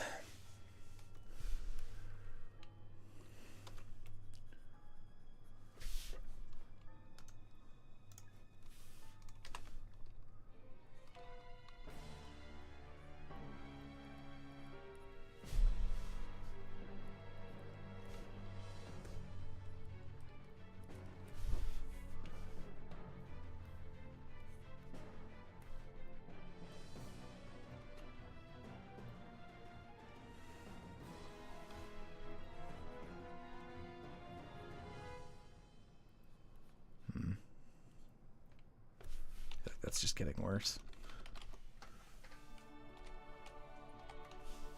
Yeah, I'll just ignore that and move on for now. It's fine. B does not need more time. The artist I commissioned years ago absolutely nailed her design, and I have, like, no notes on it, so...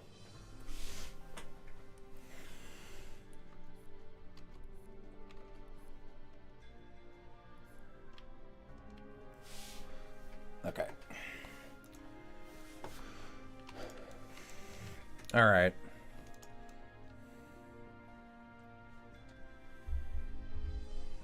Who would I call the most eccentric? In what regard? Visually or personality? Can we get the name of the artist? This is done... I'm hesitant because I know this artist is some flavor of trans, and I'm worried the name I commissioned them under is now their dead name. Give me a second. I can find it.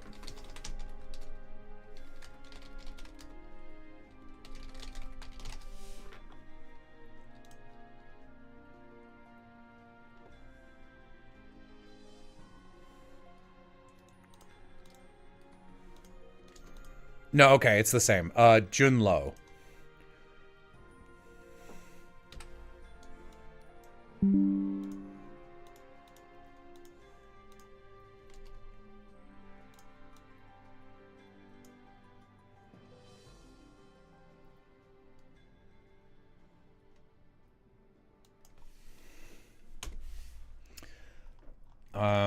Okay.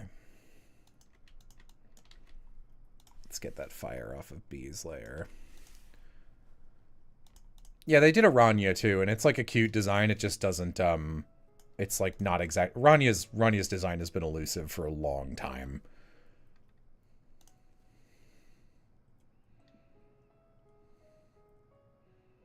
Are there any Twirl's hair characters in Winds of Change for me? I mean, Phoenica's in it.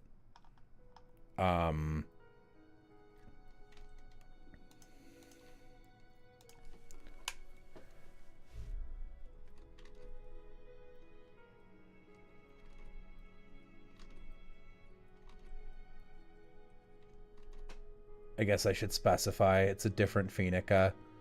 I've been putting Phoenicas in my projects since long before Epithet. Siren Boy? Yeah, he's okay. He's more my type visually. I like him as a character just fine, but, yeah, I don't really have a different way to say this. He's a little too much of a bitch for me. I like my boys to be soft and subby, and he is not that, so...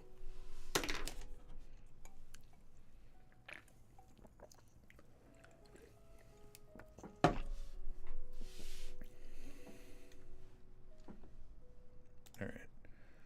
So, let's do...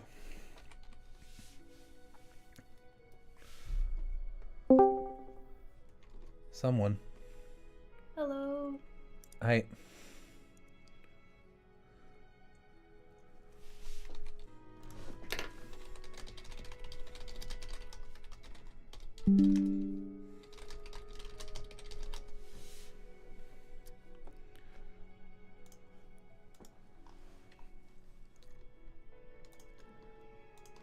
Did I cause OBS to misbehave? Oh, I don't think you caused it to do anything. I think it just sucks.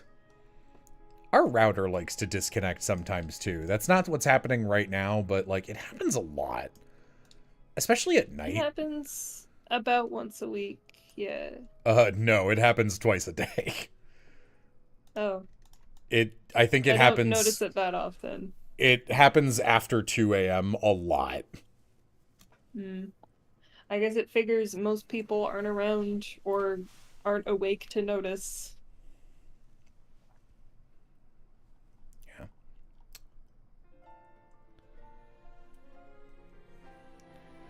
Yeah. Would you prefer I shared the Shadows of Valentia music I'm listening to? Okay. I do like that music. I think it's this one. Let's try this.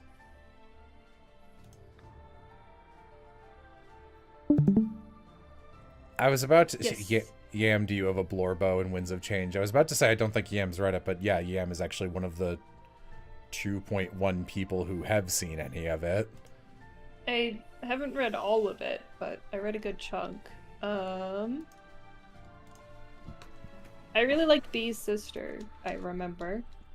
Yeah, you and Jay were both very into previously Lorelei, now Seren.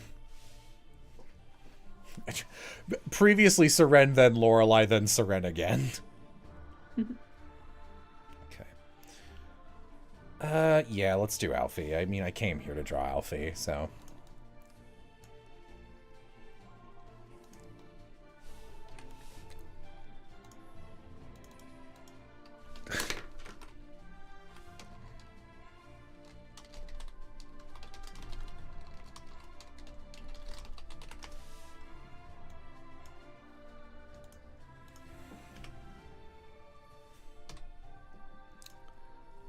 Alfie's a baby.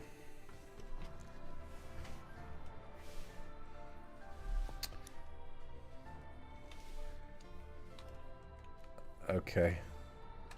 I guess that's what we're doing.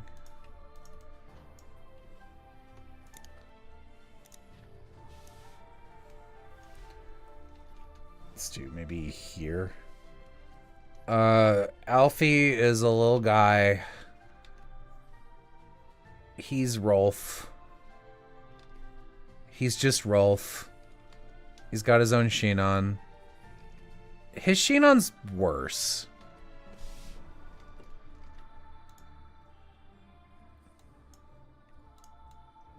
Is he the trainee? He's a thief. So I was talking in chat. What are you saying? Oh. When's the next Spyro stream? I was thinking about that this morning. Don't have a day, but I'll say soon.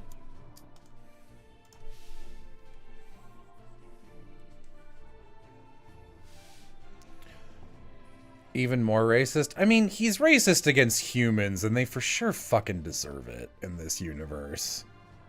Especially in the setting where he starts, but no, he's just a selfish piece of shit.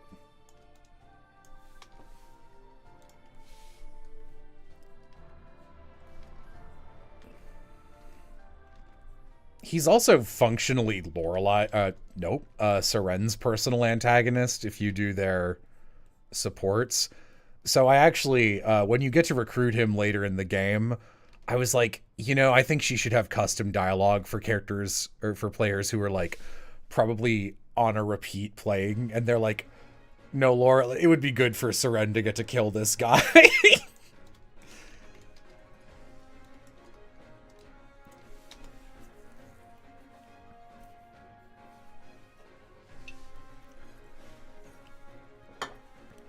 What do you do when suffering from a cold? Lay down, drink a lot of fluids, tea, soup if you can handle it. If you can handle it.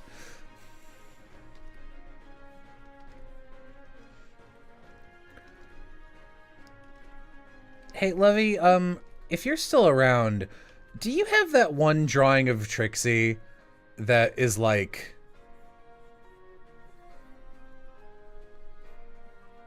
This is not a good representation. Like that don't look at me with that big old eye kind of look. I sort of want that.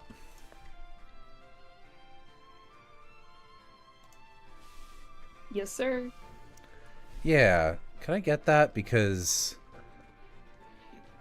Oh, you know who else I'm actually backporting into this guy's design a little bit is...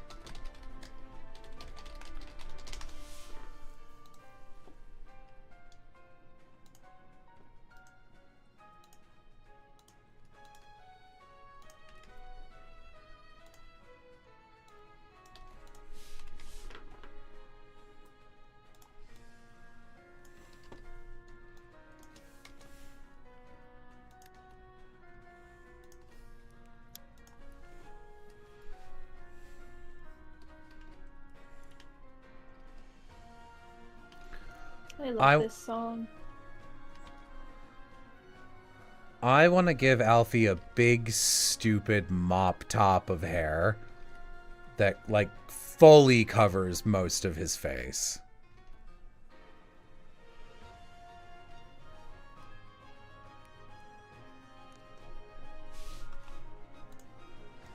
You know what's funny is this wasn't even the one I was thinking of, but this one also works.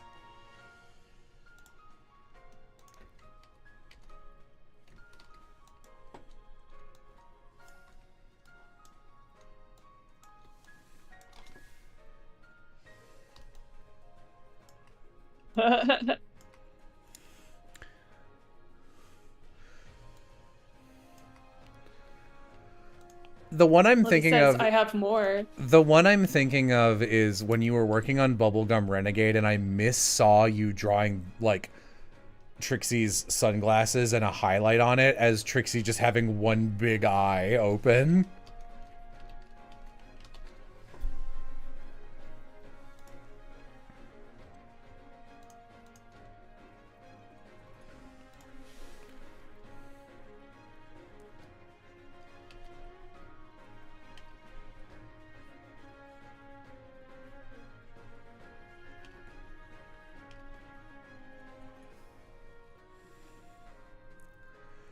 Do I have a favorite race or mix in this game? That's a dangerous question.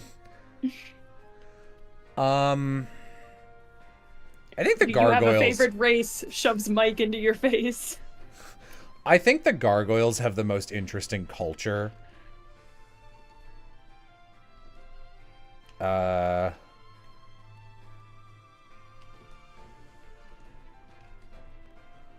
I purposefully made it so that there's at least one of every possible mix in the game. Whoa, okay, that's not working. Indianapolis 500 is pretty good. That's a good answer.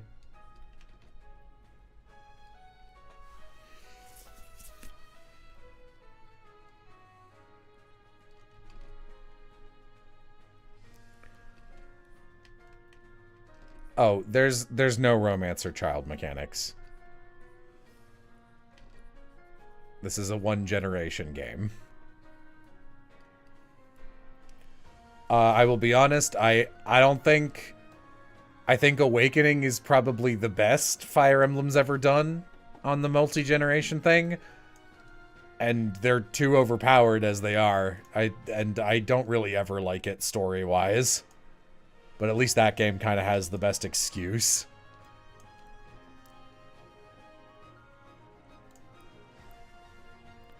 Okay, this bottom one is the one I was thinking of. Yeah, thank you. I think Genealogy had the best excuse. I mean, the best... You know, I don't know if I agree. Because on paper, it's like, oh yeah, that's really cool. Like, avenging your parents after a time skip. And then it's like... all of these kids were born almost exactly at the moment that the main generation, the thing happened to them, and they were all carted away in secret and none of them were killed. And it's like, wait, this gets stupider the longer I think about it, actually.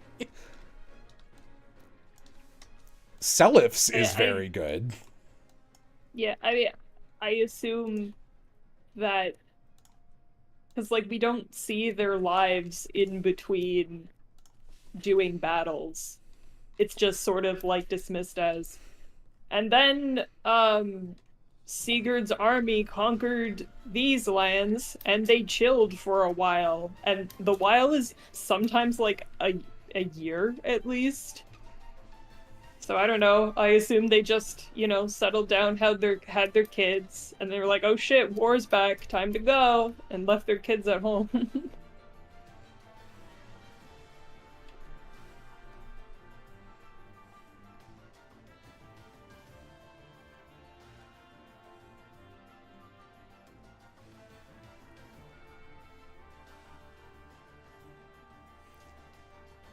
I also don't think it's that weird for them all to be the same age, because, like, people be fucking after war. That's what they do when they get home.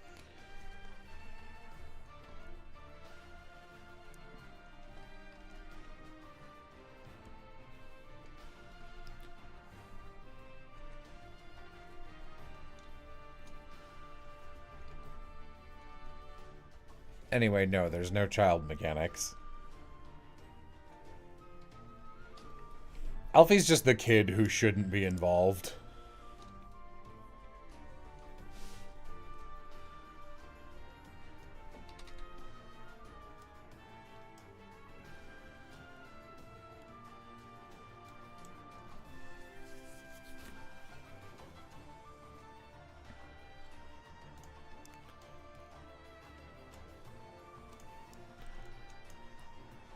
To my credit, I think he's the only one. I think everyone else is like in their 20s. Some of the shambles are in single digits, but that's just what their lifespan is like. I mean, the Act 1 main antagonist is fucking 5 years old, I think.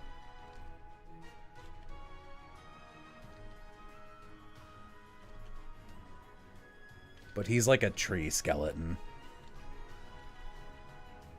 He'd have to be a little older than that. He might be 7.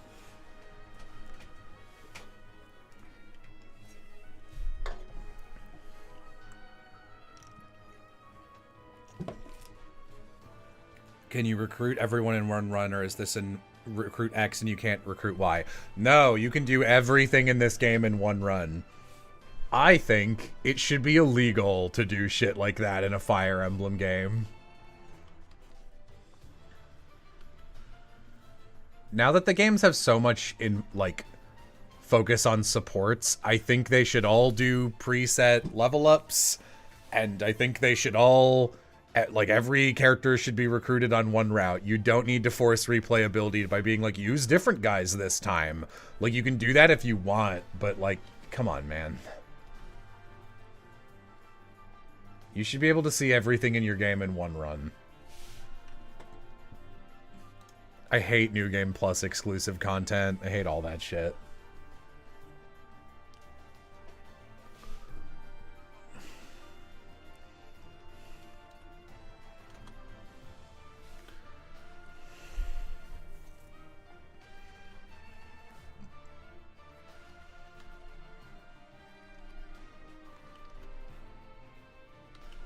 Amy, can you get me the picture of It's Gonna Be May Justin Timberlake ramen hair?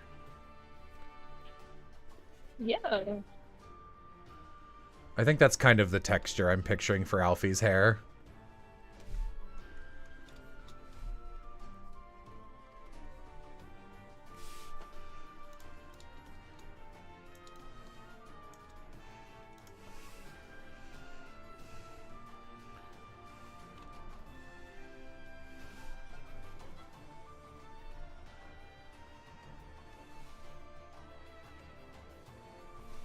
There's a few.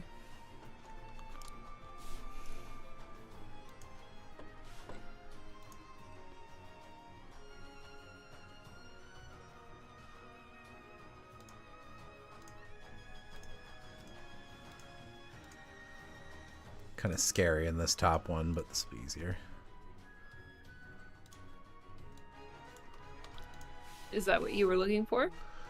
Yeah, there's slightly more, like even more ramen-y pictures, but this is definitely enough for a reference.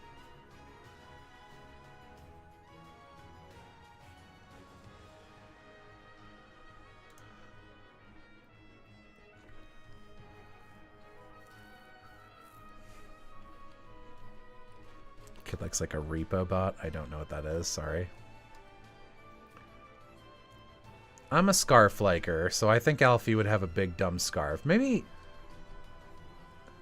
that's where his sort of foxtail visual can come from. I don't know. So Alfie is basically raised by a fox man, but I think he himself is more like a little goldfinch, because he's like eagle. His thing is that you know how kids will sometimes just like say shit unfiltered and it ends up being like really unnecessarily savage? Alfie's thing is that he's really, really observant and picks up on stuff most people don't. And he's got like natural appraiser abilities, so he's useful as like a little helper for a thief. But also, he's like a child, so it's very much that like, ha ha ha ha, that man got that high-waisted man's got feminine hips. No, that's a thing I'm sensitive about. That's like the type of shit he'll say out of nowhere. Just be like, I don't know, it just seems obvious to me. I assume everyone noticed it.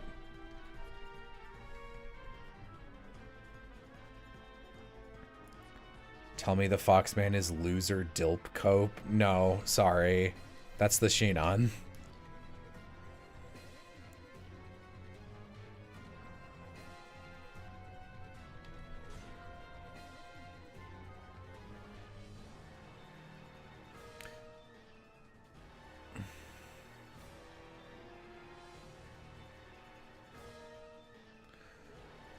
Lovey, you can send me whatever you want.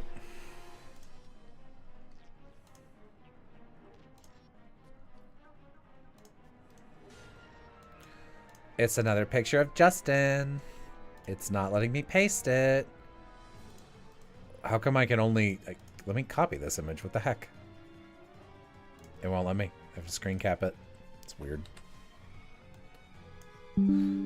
Images these days. Images these days always be like, I'm an AVIF. I'm a WebP.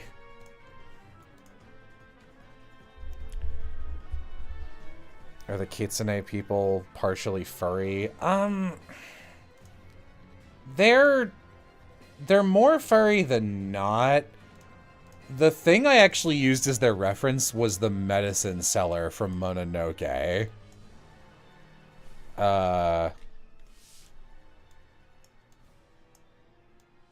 And they always cover their faces. I would say this one's probably the closest to what I'm picturing. I like the inverted eyes. Them having black eyes, I think, is cool.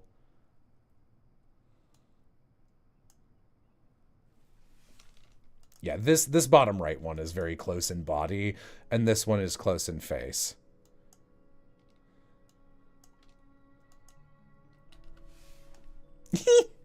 Just looking back at these guys zoomed out, this Alfie is so cute looking. Yeah, for the Kitsune, I'm stealing an idea from Aram's D&D campaign, where all of them, and also anyone descended from a Kitsune, in part or in full, they just feel a constant need to cover their eyes. So all of them do. And the idea is that if you let someone see that your eyes, that is like your truest form. So it's like, it's something you would only do with like a lifelong best friend or like a marriage partner. Why did racist Foxman adopt a human boy? He has his reasons.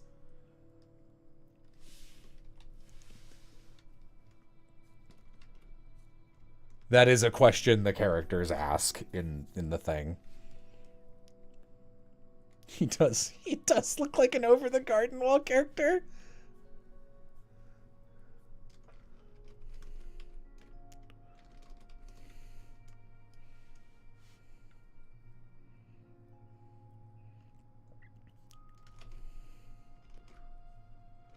They all cover their face in different ways. Masks are a little too obviously a kitsune for most of the setting. They often disguise outside of their own race.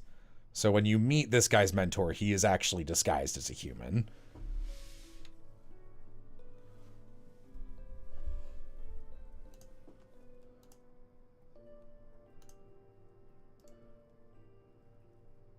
Oh, this is cute, Lovey. Yeah, this is very much among the right vibe.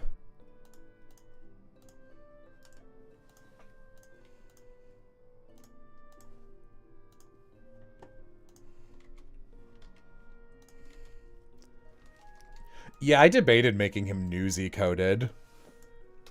I wouldn't mind giving him a cute little hat, actually. I do love a newsy cap.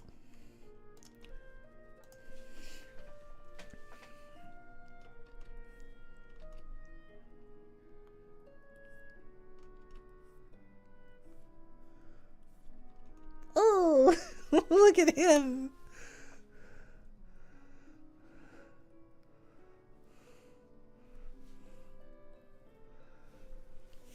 Yeah, I mean, giving him street urchin vibes is important to me. The most pitied boy at the orphanage. I was reading through some of Alfie's supports the other day, and I forgot that I, like, added a little more to him that I liked a lot, which was exciting.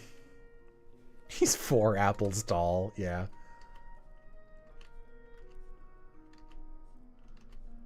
There are pretty severe consequences to this kid dying. Story-wise and mechanically, he's like one of the best units in the game. And he's also a thief. And I really like thieves, so they're fucking good in Winds of Change.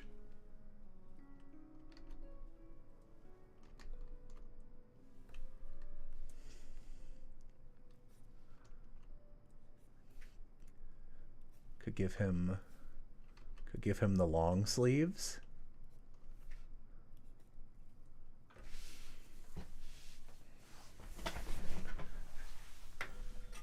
Who smushed Sifrin and Luke? That's true. Are knives ranged in Winds of Change? Yes. They are 2 range. It's like the only thing that Engage made me think about, because they tried to do a little bit with knives, and I liked them being ranged, and I was like, this is actually making me think, giving me some ideas, unlike fucking 3 houses, which brought nothing to the table. Define Knives good. were ranged were in Fates. Yeah. I'm talking less about their range and more about their, like, passive poisoning and defense lowering effect. Yeah, that was in Fates. What is it?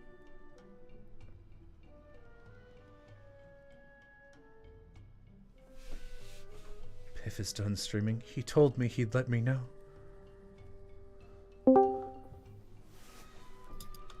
Is that Bam, Piff? he's here to let you know. Hi. What's going Hello, on? Piff. Did you finish your game? I did finish my game. I'm just streaming this for, so Amy can hear the music. I'm drawing slow enough that I don't think there's a real reason to, do live drawing. Fair enough. Go ahead. I have ended my stream, and I'm about to go grab some food and then be back. Okay. Good food, Piff. I'm not 100% sure if I'm gonna do defense lowering stuff, cause my first thought is that it might be cool to make knives passively always attack whichever defensive stat is less good. So they target res if a res is like 10 versus 20 defense, and vice versa. Because I like the idea that knives are piercing.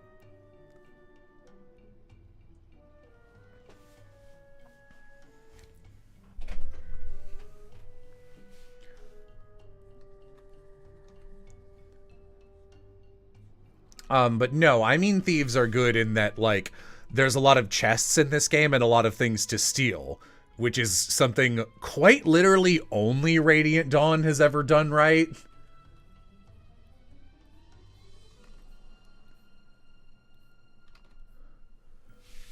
So yeah, I'm keeping that because I love it.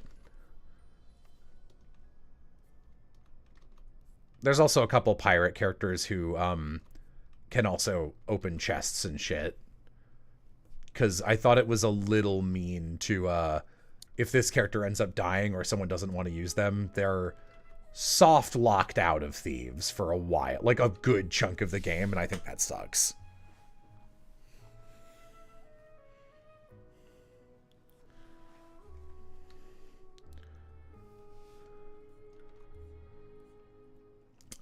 Alfie is also entirely based... Oh, I should give him little sparkles. I actually forgot this. Every character has unique... doing the Fates thing where they've got unique skills. And most of them are built around their unique skills. So each gets a skill, and then once they promote, they get a secondary, completely unique character skill. So Bee's, I've got like 3, and I keep switching which one it is. But her thing is that she's like a aerial rescue person. So it's either going to be every time she lands near someone, ambient healing, which is just the easiest and always useful. Or it might, she's got Savior, which is the, like, you can rescue people without any, like, fucking happening to your stats. So she might have, like, Savior combined with a special ability that whenever she rescues someone, she heals them also. So that way you can, like, take people out of dangerous situations right away, which is cool. Or she could passively heal people while they are rescued on top of her, stuff like that. Rania has Brahm's ability from Radiant Dawn, which is just disarm. But her thing is that she's themed after magnets. So she has a chance to disarm a character, and then once she promotes, she disarms, and then every time she disarms, she instantly grabs any metal weapons from them. So you can permanently disarm a character even if no thief is nearby. And Alfie's thing is a return of yet another Radiant Dawn mechanic that I'm like, why did you guys stop doing that? It was so cool. Which is the hidden items thing that they usually only do on those awful fucking desert maps. So in this game, for anyone who hasn't played Radiant Dawn, there's hidden items in places. So like on like this map, oh, hi AJ, let me mod you as well.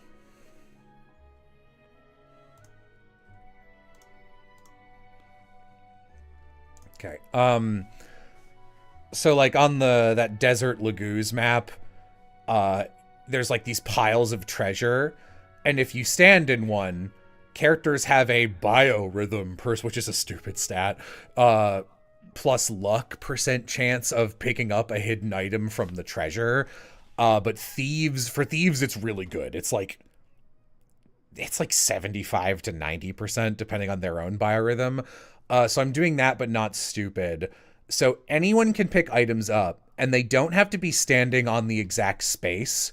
If they happen to, like, for most characters, it does work like that. So for B, she'd have like probably a luck, maybe like luck times 2% chance. So she lands here, and then there will be a flashing icon that goes, hey, over here. I can completely hear myself over your mic, Yam, by the way. Oh, sorry.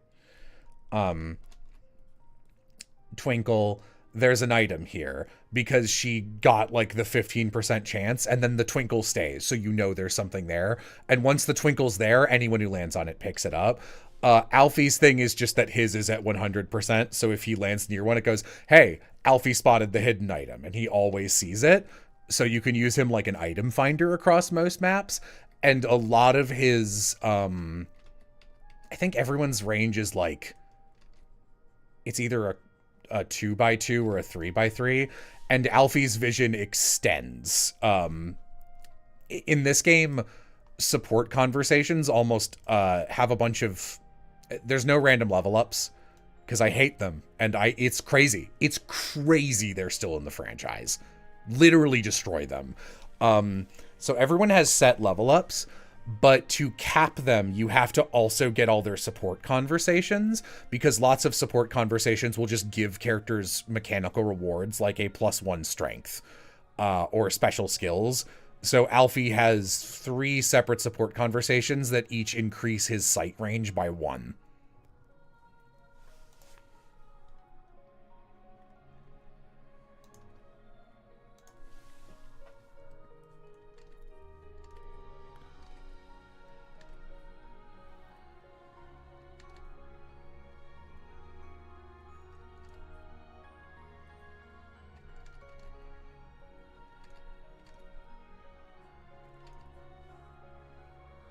Would set level ups rotate which stats get upgraded, or is it every stat upgraded? I don't know what that means.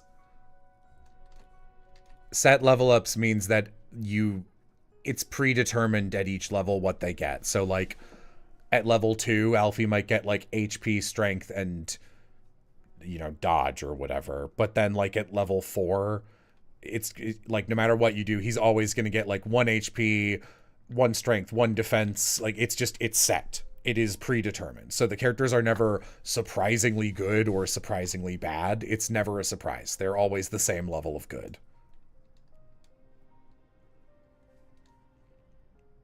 Random growths are fun, in my opinion. Hard disagree. I hate that characters who... I hate that you can just get characters, like, unusable for no reason. I think that sucks. It's like how our Oscar was unusable in our on-stream Path of Radiance run because he didn't get strength for 15 levels. Why should Oscar as a character have to suffer because the RNG hates him? That sucks. I'm not a randomizer guy in general. Do you remember Carl's terrible Oscar? Carl had the worst Oscar known to man. I think it was even worse than that. Oh, it was worse than the one we got on stream, like, by a long shot. Yeah, I think he got 2 strength ups before promoting, so he was dealing less damage than, like, newly recruited Mist. Yeah, it was something like he had him at endgame Path of Radiance, upgraded into a paladin, and he had like 11 strength or something. I like the idea of having variable teams each playthrough. Yeah, you can do that by using different characters. There's still army caps. You can't bring everyone to every map.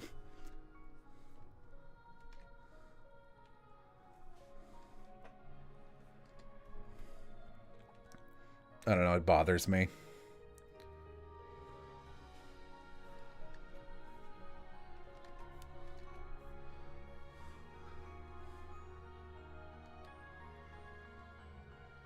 Yeah, random setups are based on the game being replayable. That's why they should go away, because they're from a period before support conversations.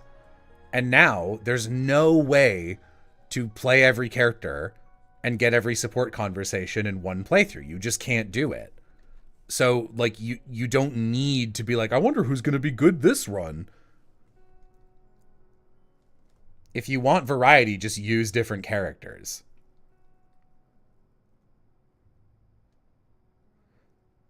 That's very funny, Flair.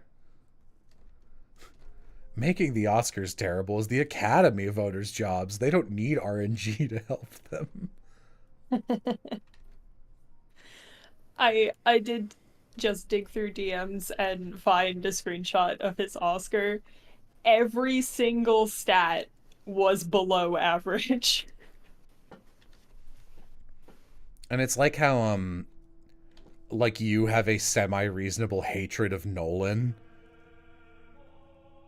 Because he's never good. He's never good. And then we got a good Nolan, and you were like, this is bullshit. The other shoe's gonna drop eventually. You know, it's like getting a bad Nephany. It just feels like shit. I've never seen a bad Nephany. I have seen one thrice. It sucks. It's no fun.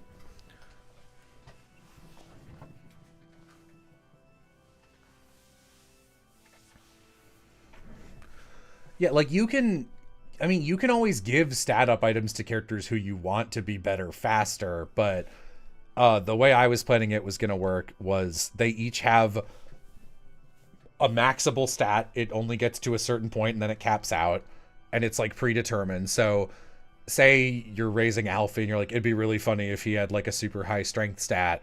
He's gonna get like 80% of that strength from just leveling up to the max level, and then maybe up to 98 per. No, it would have to be just the rest. The rest of that's from supports.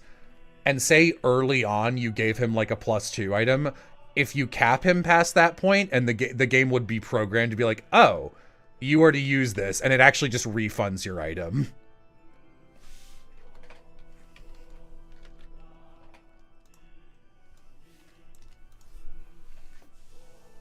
I would like Alfie to have big, stupid cargo pants with lots of pockets. I love this. This is like a really simple design, but I think he's super cute.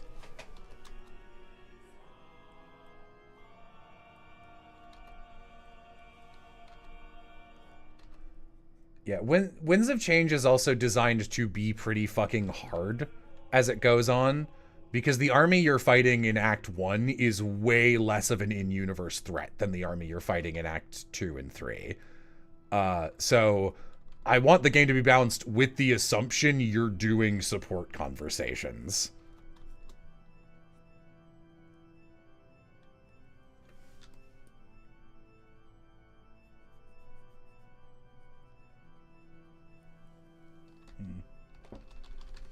It's definitely cuter this way.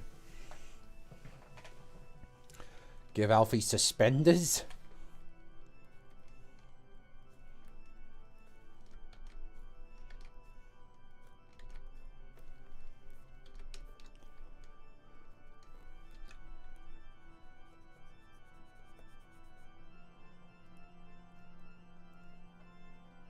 Like this.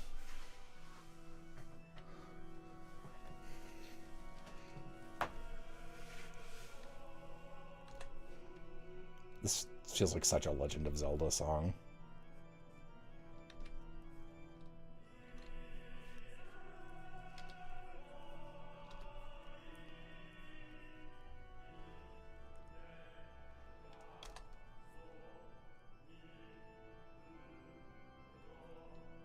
Those are overalls? Well, I'm playing with it.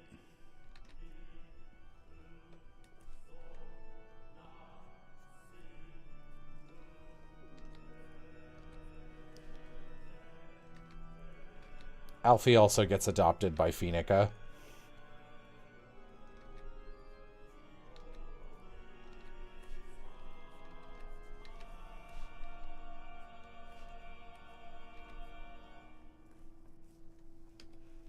And she's like, how are you enjoying rich life? And he's like, it sucks. Rich people are terrible. And she's like, fuck. He's right.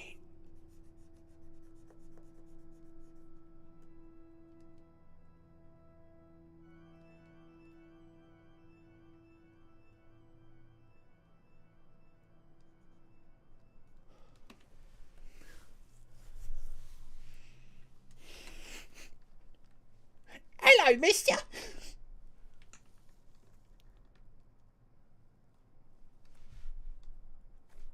Look, this is just what orphans look like.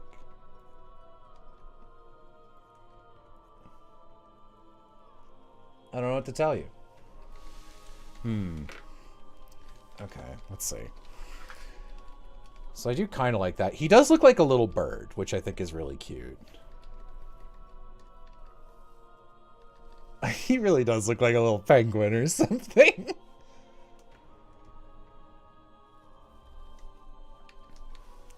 Yeah, I like it. Yo, any orphans in chat to back this claim up? I'd say it's pretty likely we've got at least one orphan in chat. If you're including just both of your parents are deceased as the definition of orphan.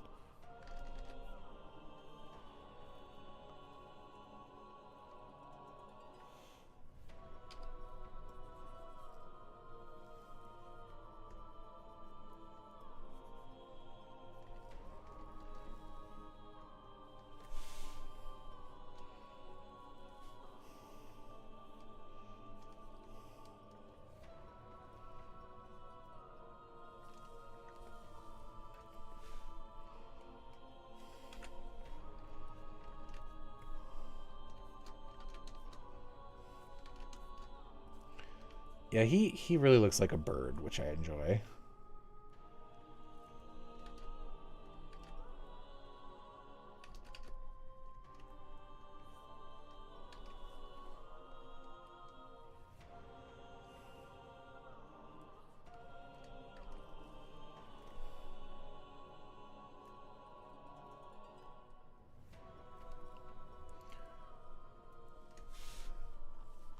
That's pretty cute. I like that a lot.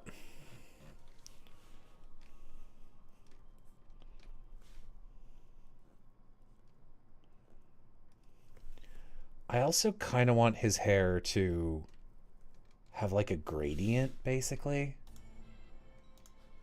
Oh, this is the theme I use for Yaja. Like, I'm picturing, like, it starts out macaroni, and then for no discernible reason near the tips, it's covered in, like, that's not the right color. Like, possibly soot, possibly grime, possibly hair dye. Unclear.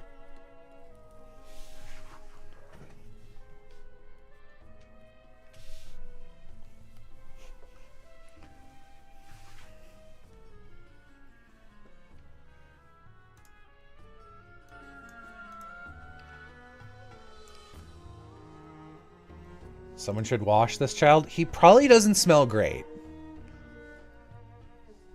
I'll say that for Alfie.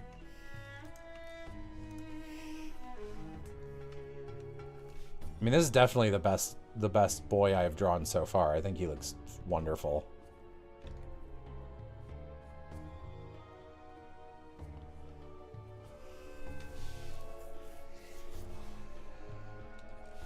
Do birds smell great? Famously, they do not. I like that.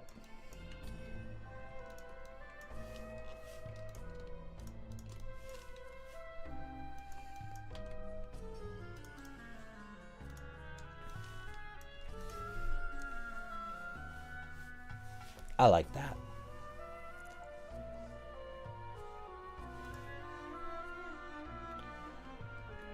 Hello, hello, hello, mister. I don't know why I'm saying that like I can't do the voice.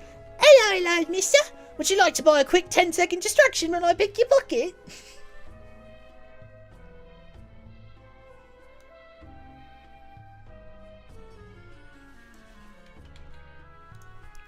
Who's DMing me? Ow. Oh, I love that other guy you sent me.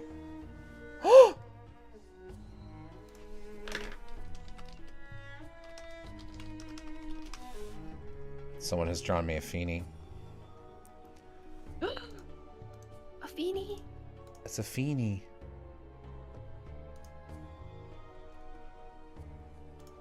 This is from Startees, I guess is how you say their handle. Who is the creator of Lumi and the Great Big Galaxy, which has a pilot on YouTube you can watch. I mean,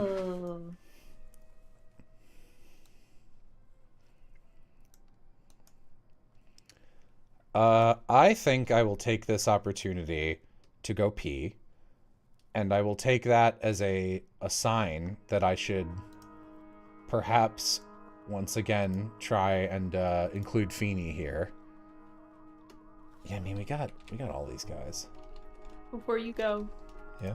I just want to say that because the person didn't draw the rest of her body, the little bow tie looks like little legs. Get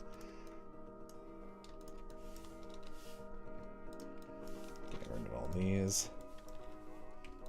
Oh, this is so cute. I love that Alfie. That Alfie. I think he looks great. I'm just gonna size down these characters. I might draw some of them as well. Okay, be right back.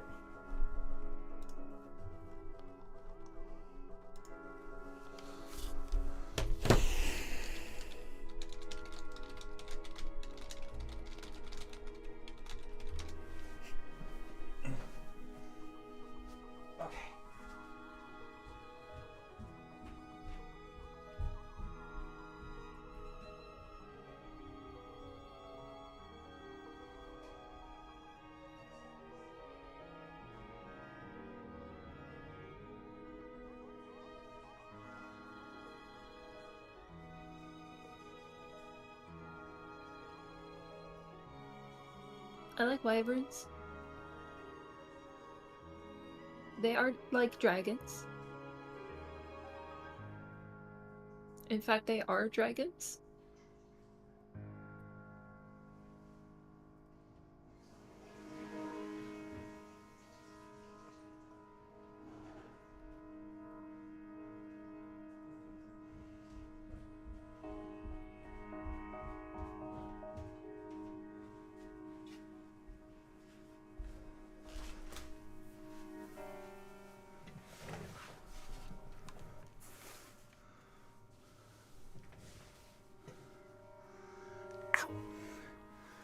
My things.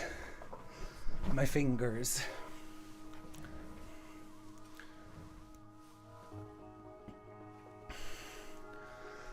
Are there dragons Amy doesn't like? Almost certainly. A back. Hi, Piff. Hello. I It is drew a- true. I drew a a little bad dragon orphan boy. can be done. Let's do... Okay, chat, what are you feeling? Should I Enchibify one of these characters I've already drawn? And I would probably tweak the designs that aren't this one. I'm mostly just screen sharing over Discord for audio purposes. These two are mostly done, but these three I might tweak a little. Or, who else am I feeling? I kind of want to just draw one of the skeletons. Why don't you draw me? The most favorite question of every artist in the world. Savvy, the closest thing I've got to you, the sexy old lady who's clown adjacent, she's already here. We already drew her. Yeah, I do remember. I remember. Hi, Savvy. Hey, yeah.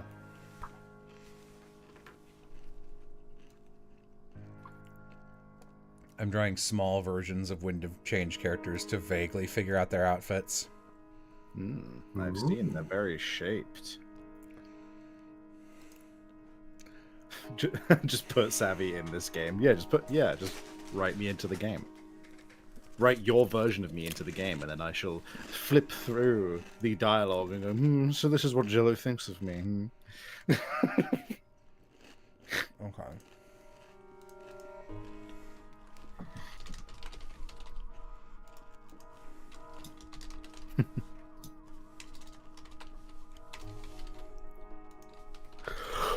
Okay. All right, let's do a poll. Do I draw a character I haven't drawn in this lineup, or an old boy?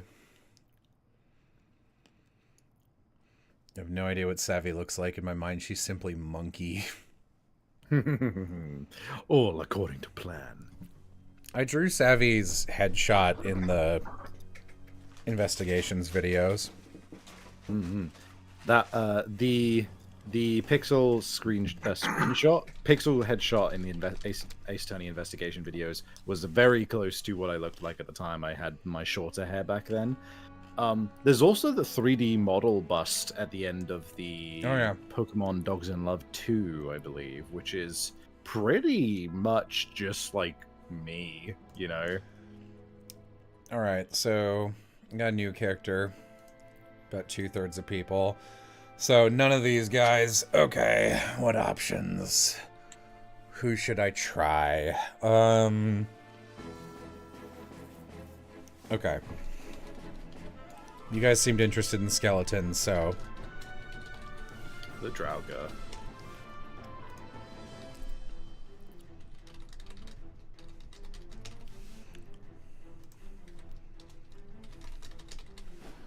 Okay.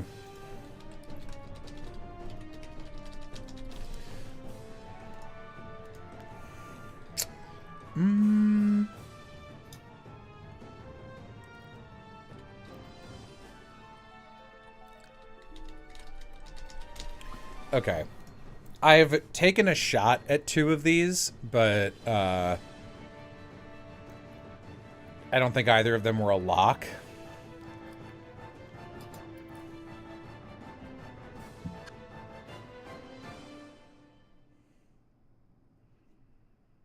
Oh, dude, cowboy skeleton. I know what my vote is. Cowboy and pirate are the two I've already sketched on here. Oh, okay. Ah, the Berkut theme again. I think. It's one of his themes, I think. Yam, hey Yam. Hi! How you doing?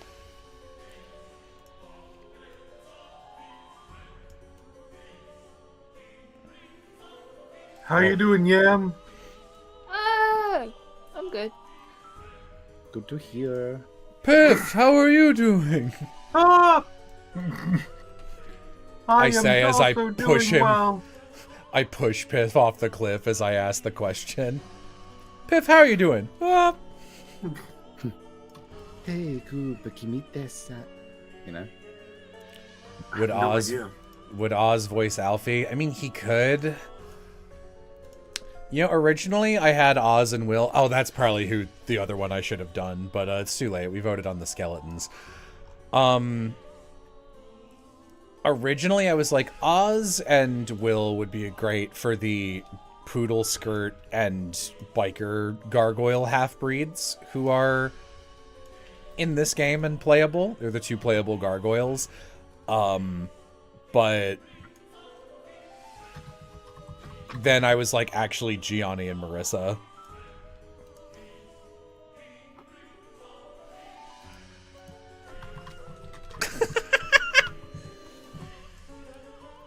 Also from the Lumi creator. Fuck.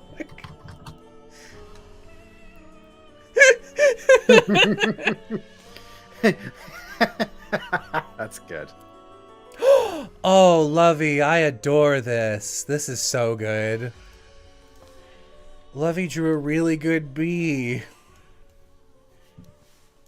Oh my god, look at that. It's very good. It's very good. Holy shit. Oh. Also, when did I start using she, her? It's been a while now. I use both. I use he, him, and she, her. Theme of she, her. Now When a it's woman serious. walks in. If I had a nickel. If I had a nickel for every time a woman walked in, I'd be a... You'd have a lot of filthy rich. nickels. That would be... Yeah.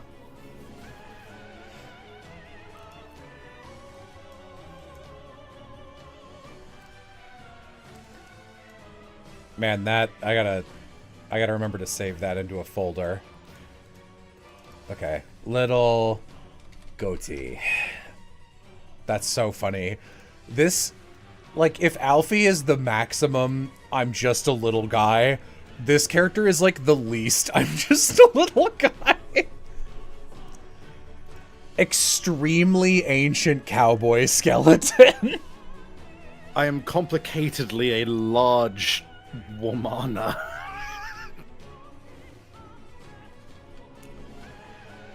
Complicated woman.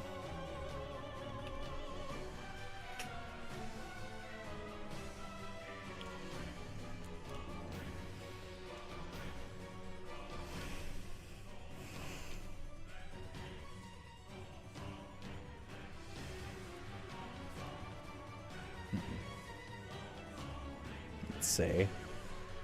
Yeah, this guy I think needs a sketch first. He's like all the way like a coat wearing rectangle fella.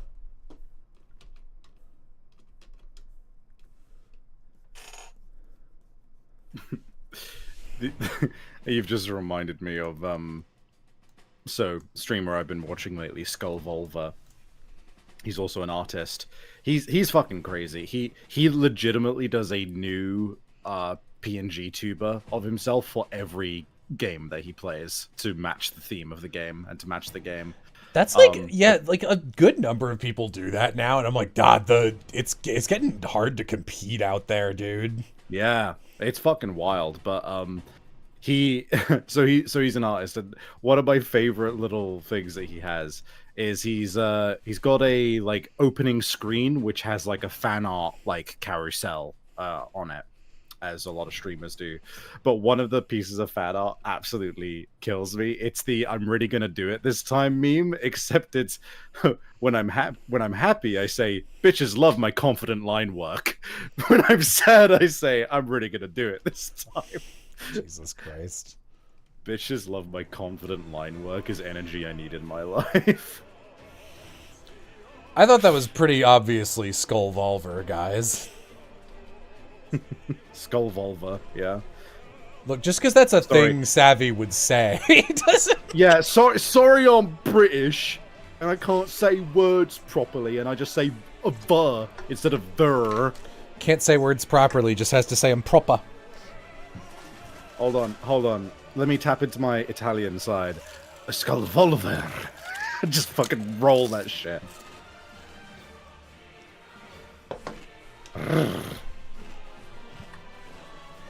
The humble...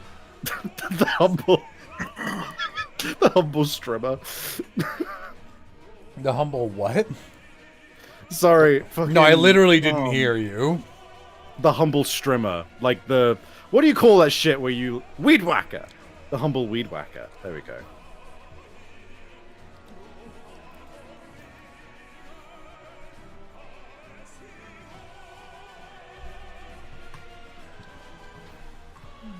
I completely trusted that Savvy watched a person named Skullvolver, and I just didn't question it.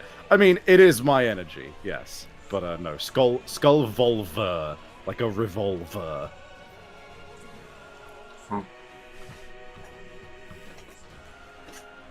How was the end of your game, Piff? Or were you playing FF9? Finished FF9. Played Talos Principle. Finished Talos Principle.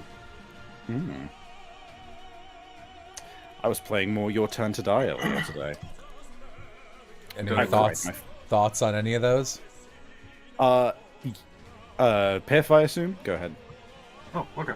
To either. Let's start with well, I'll pass it off after Final Fantasy 9.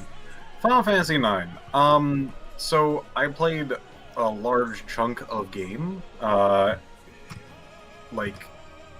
how do I put this? I played like half of the game and then put it down, and then picked it back up like a year later. What, are you okay? Sorry, the reason I'm drawing today is because my left hand hurts from writing, and it hurts pretty significantly, so even just control undoing a couple times can get me, and I wasn't ready for a spike of pain. I see. Woof. Here, I guess while you guys are talking, I'll get up and stretch a little bit. I don't think it'll help, but it can't hurt. So I tried to 100% it and succeeded on doing that, and I have many thoughts on the game, but overall I think a general positive experience. And get into the nitty-gritty of like areas, characters, gameplay, and overarching story, things like that. Excuse me, I had a Alfredo sauce for my... Part of my dinner is Alfredo sauce, so it's got me a little gunked. No, I feel you.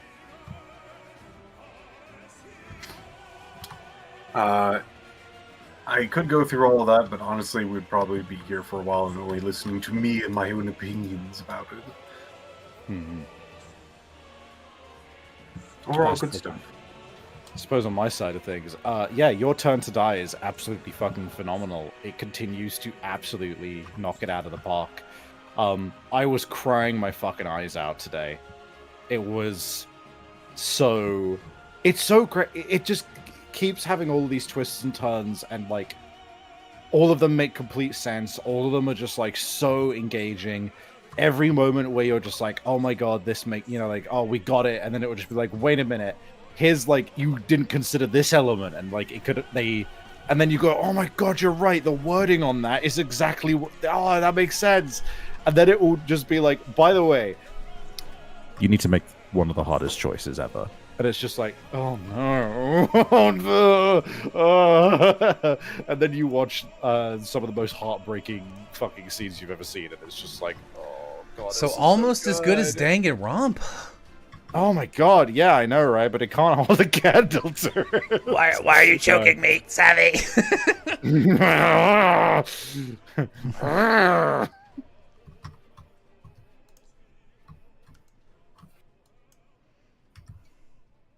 Where can we find your VODs? I'm still working on that.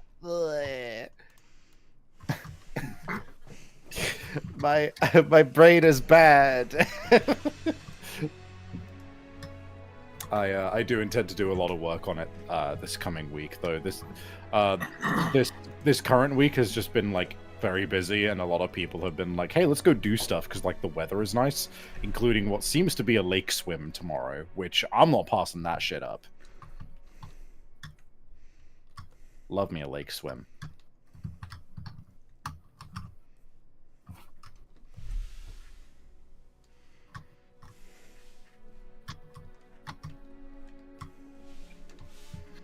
Ooh, lake swim.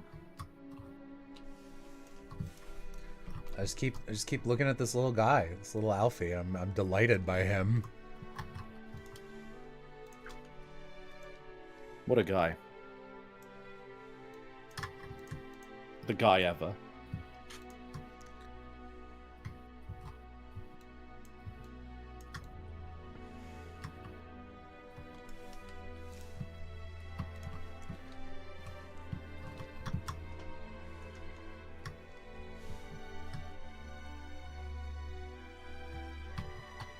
Oh, on the topic of VODs, at the very least, I am keeping an unlisted playlist of the Your Turn to Die VODs up to date currently on my channel, what is becoming my VOD channel, staying_savvy. So I believe that I'm pretty sure the playlist is public, but the videos are unlisted. I'm pretty sure you can just go to the channel and find it. If not, please tell me. Otherwise, it is a link that's in my Discord, and like, you know, I also have been linking them at the start of my actual Your Turn to Die streams. So if you go to the past broadcasts, you do get the link. I mean, you know what? I know it's all all over the place. You need to rename. You need to make your new VOD channel Eternal_Savvy, and then you rename your Twitch to Temporary_Savvy. Yeah, that'll go. That'll go well. That'll go perfectly and swimmingly, absolutely. But it's a little all over the joint at the moment. That is purely because I am in the middle of like fucking archiving everything. Give me some time, please. Ah!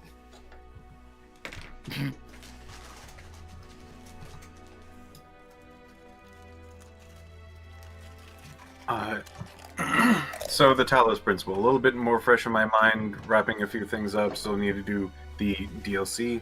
Not sure if that's already included in the game I already have, or I would need to get that or whatever.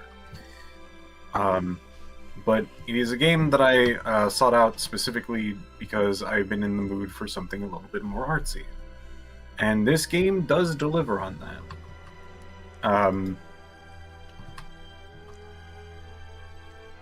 I think I don't like the game. Oh. I have no opinion of it. That's just a shame. No. It's I'm- unlisted. Okay, hold on. I'll change that. Sorry, carry on. I'm really into like philosophy, as well as like philosophy with like morality and how that would like affect people on a more personal basis and so on and so forth. I like thinking about these things because I enjoy the like the thought exercise, as well as like a kind of different perspective about perspectives. Neat. This one, I guess, was just not in my particular like ballpark of things. I think people who enjoy, I guess, stories about death would probably enjoy this more. I think just the other day, somebody was just like, yeah, you know what, I would love more games that are like death themed. I'm like, oh, that's interesting. So this would definitely be up their alley. Looking. Come on. All right.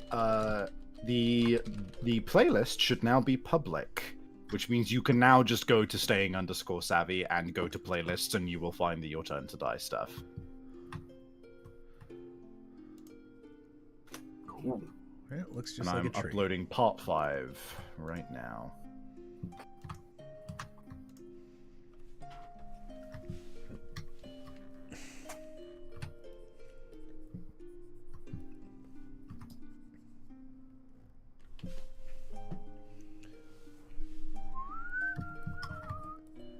God, Shadows of Valentia just has the soundtrack. Yeah.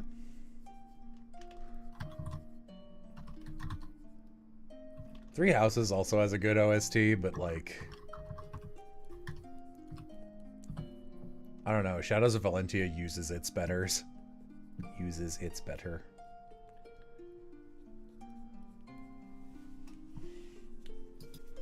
Just a little guy. True.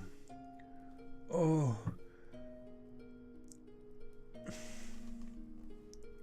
I'm like looking at this and just going, this is the Piff character.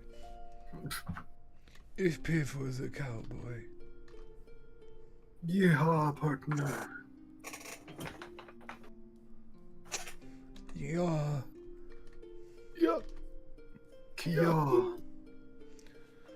What was the Heritors of Arcadia mix earlier? I've just been listening to the Shadows of Valentia soundtrack this entire time.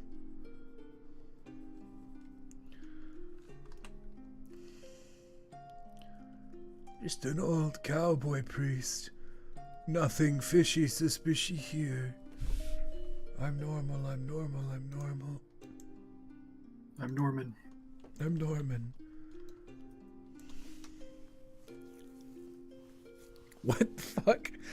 If Piff was a cowboy, would he be happy?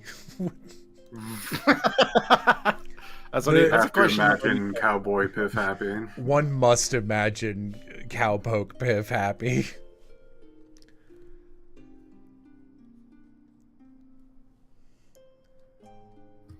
So true. His skill is that, you know, shine barriers in the Tellius games, the thing you never use that make a space truly impassable even by flyers. This guy can expend his HP to do that. And he can also, it's been a while, he can attack enemies. No, he walks up to enemies and he can steal their movement for a turn and then Kanto away. So he is a defense map guy who can bottleneck foes. And he's a priest. I imagine you just stopping it like, alright, so this guy, he can attack enemies. No one else can. He's the only way to beat the game. I'm trying to make the worst Fire Emblem like.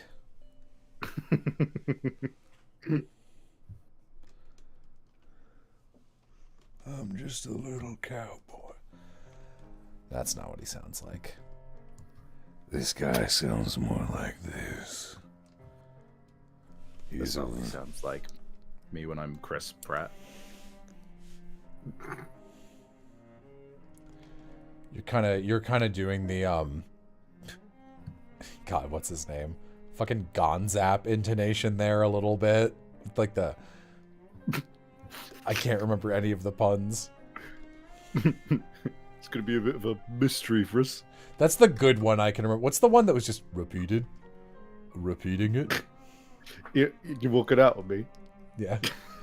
Walk it out on me. I occasionally come back to that video, and the one in particular where even in retrospect I'm just like, what the fuck was I even trying to do? Was just what I just said Rhyhorn, and it was like that was not a pun. Hey you, that's Rhyhorn. Huh? Look out, otherwise Dragonite. I like still can't understand where was my brain at with that one. You explain it.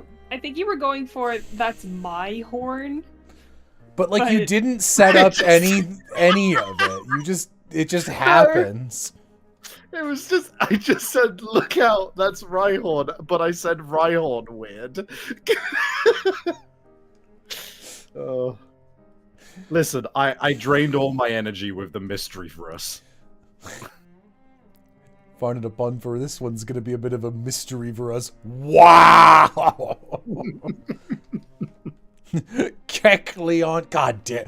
The worst part about that one is me hearing what you're doing right before you deliver the actual joke. It's like, god damn it, Kecleon. That one was when an alliance is overhearing me on the Horde talk to my friend Leon and laugh at his joke or something like that. Yeah. Yeah, it's fucking crazy. Kecleon. Kecleon. Ugh. I mean, that one works. It is a pun. It was. God of I War. loved it, Yeah. yeah. You guys are talking about God of War, right? What? Oh, that one. Piff fucking absolutely destroying us with that one. I was talking about God of War, right? Piff, what the hell is your objective in this game of everyone is John? All right, that's 3 points for Piff. No! God, that was one of the best plays ever. Of just, my goal is to get someone to ask me what the fuck is my goal. And by Jove, it happened. I've never felt so played in my entire fucking life. Could you explain This the time? Kek? Awesome. It was awesome. The Kecleon joke. Kek is just a corruption of LOL, K-E-K, that comes from 4chan, I think, originally, and I don't know, they must use it comes in from WoW. World of Warcraft, actually. Does it? Yeah. Yeah, so the specific reasoning behind it was that in order to provide a quote language barrier between the Alliance and the Horde in World of Warcraft, they would just scramble the text that you would see from the opposing faction, but all the scramble was just like a find replace of, if it's this letter, do this letter instead. Mhm. So as a result, one thing that you would pick up on a lot, because it's common vernacular and a lot of people will react to something by just going LOL, is that LOL, if you were on the Horde, translated to the Alliance as KEK, Kek. And it got picked up in a bunch of online spaces as a result, and people started to just straight up say Kek instead of LOL.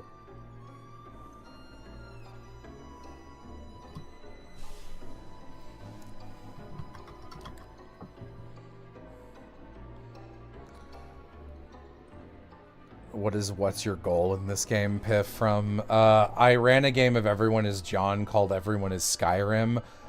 I don't know where that was broadcast. I do not remember. I think it got almost immediately. Oh, did we just I not do not save think it? it's around. It wasn't my stuff, no.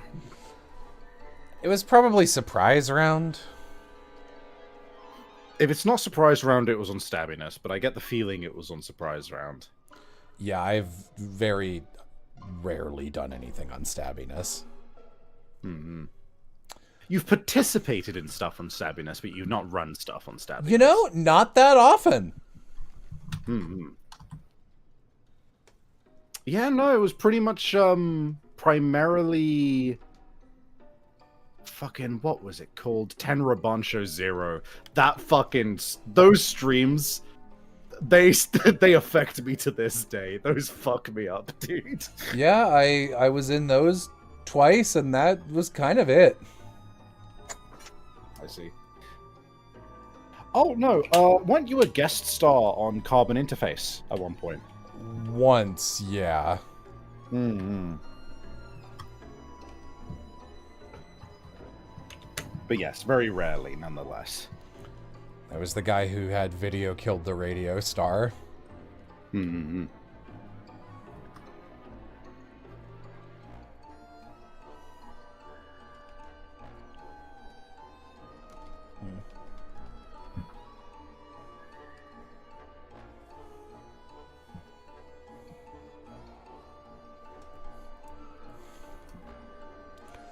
also in Pious Pebbles for 5 minutes. Yeah, man, I can't watch other people play Fire Emblem.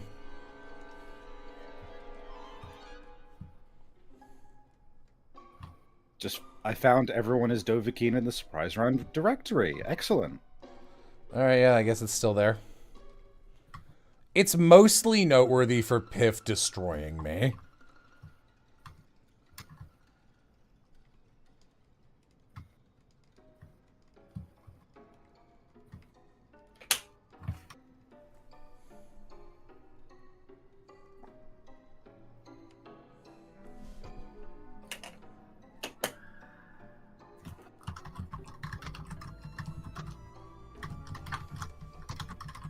What's Everyone is John? It's a one-page RPG where everybody sits down at the table, and the premise is all of you are controlling the same man who is named John, and you basically are fighting for control of his body, and you all have individual objectives. It's a competitive point based game where whenever you are in control of John, you are trying to accomplish your objectives. And the hysterical part comes in that if someone else completes your objective while they are John, then you still get the points. So it's a lot of like 4D chess of trying to predict what other people will do to maybe establish a goal that they might complete, or it's like a baby's first role-playing game for people who have never played any kind of tabletop. It's a good introduction. Yeah, it's a great time. It's a lot of fun. Don't call me man. Sorry, I'm gonna be real. If I'm like skimming, I don't really look at who says what in chat if I'm responding to questions, but you know, if I ever notice it's you, I won't.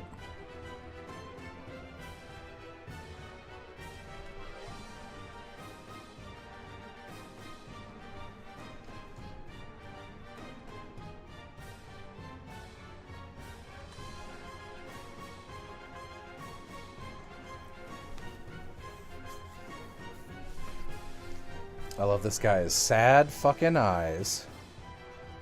It was not saved from the Twitch purge. Whoops. Oh no. That's a damn shame. Lost to the ether. What place has it least bad in Winds of Change? They're all pretty bad.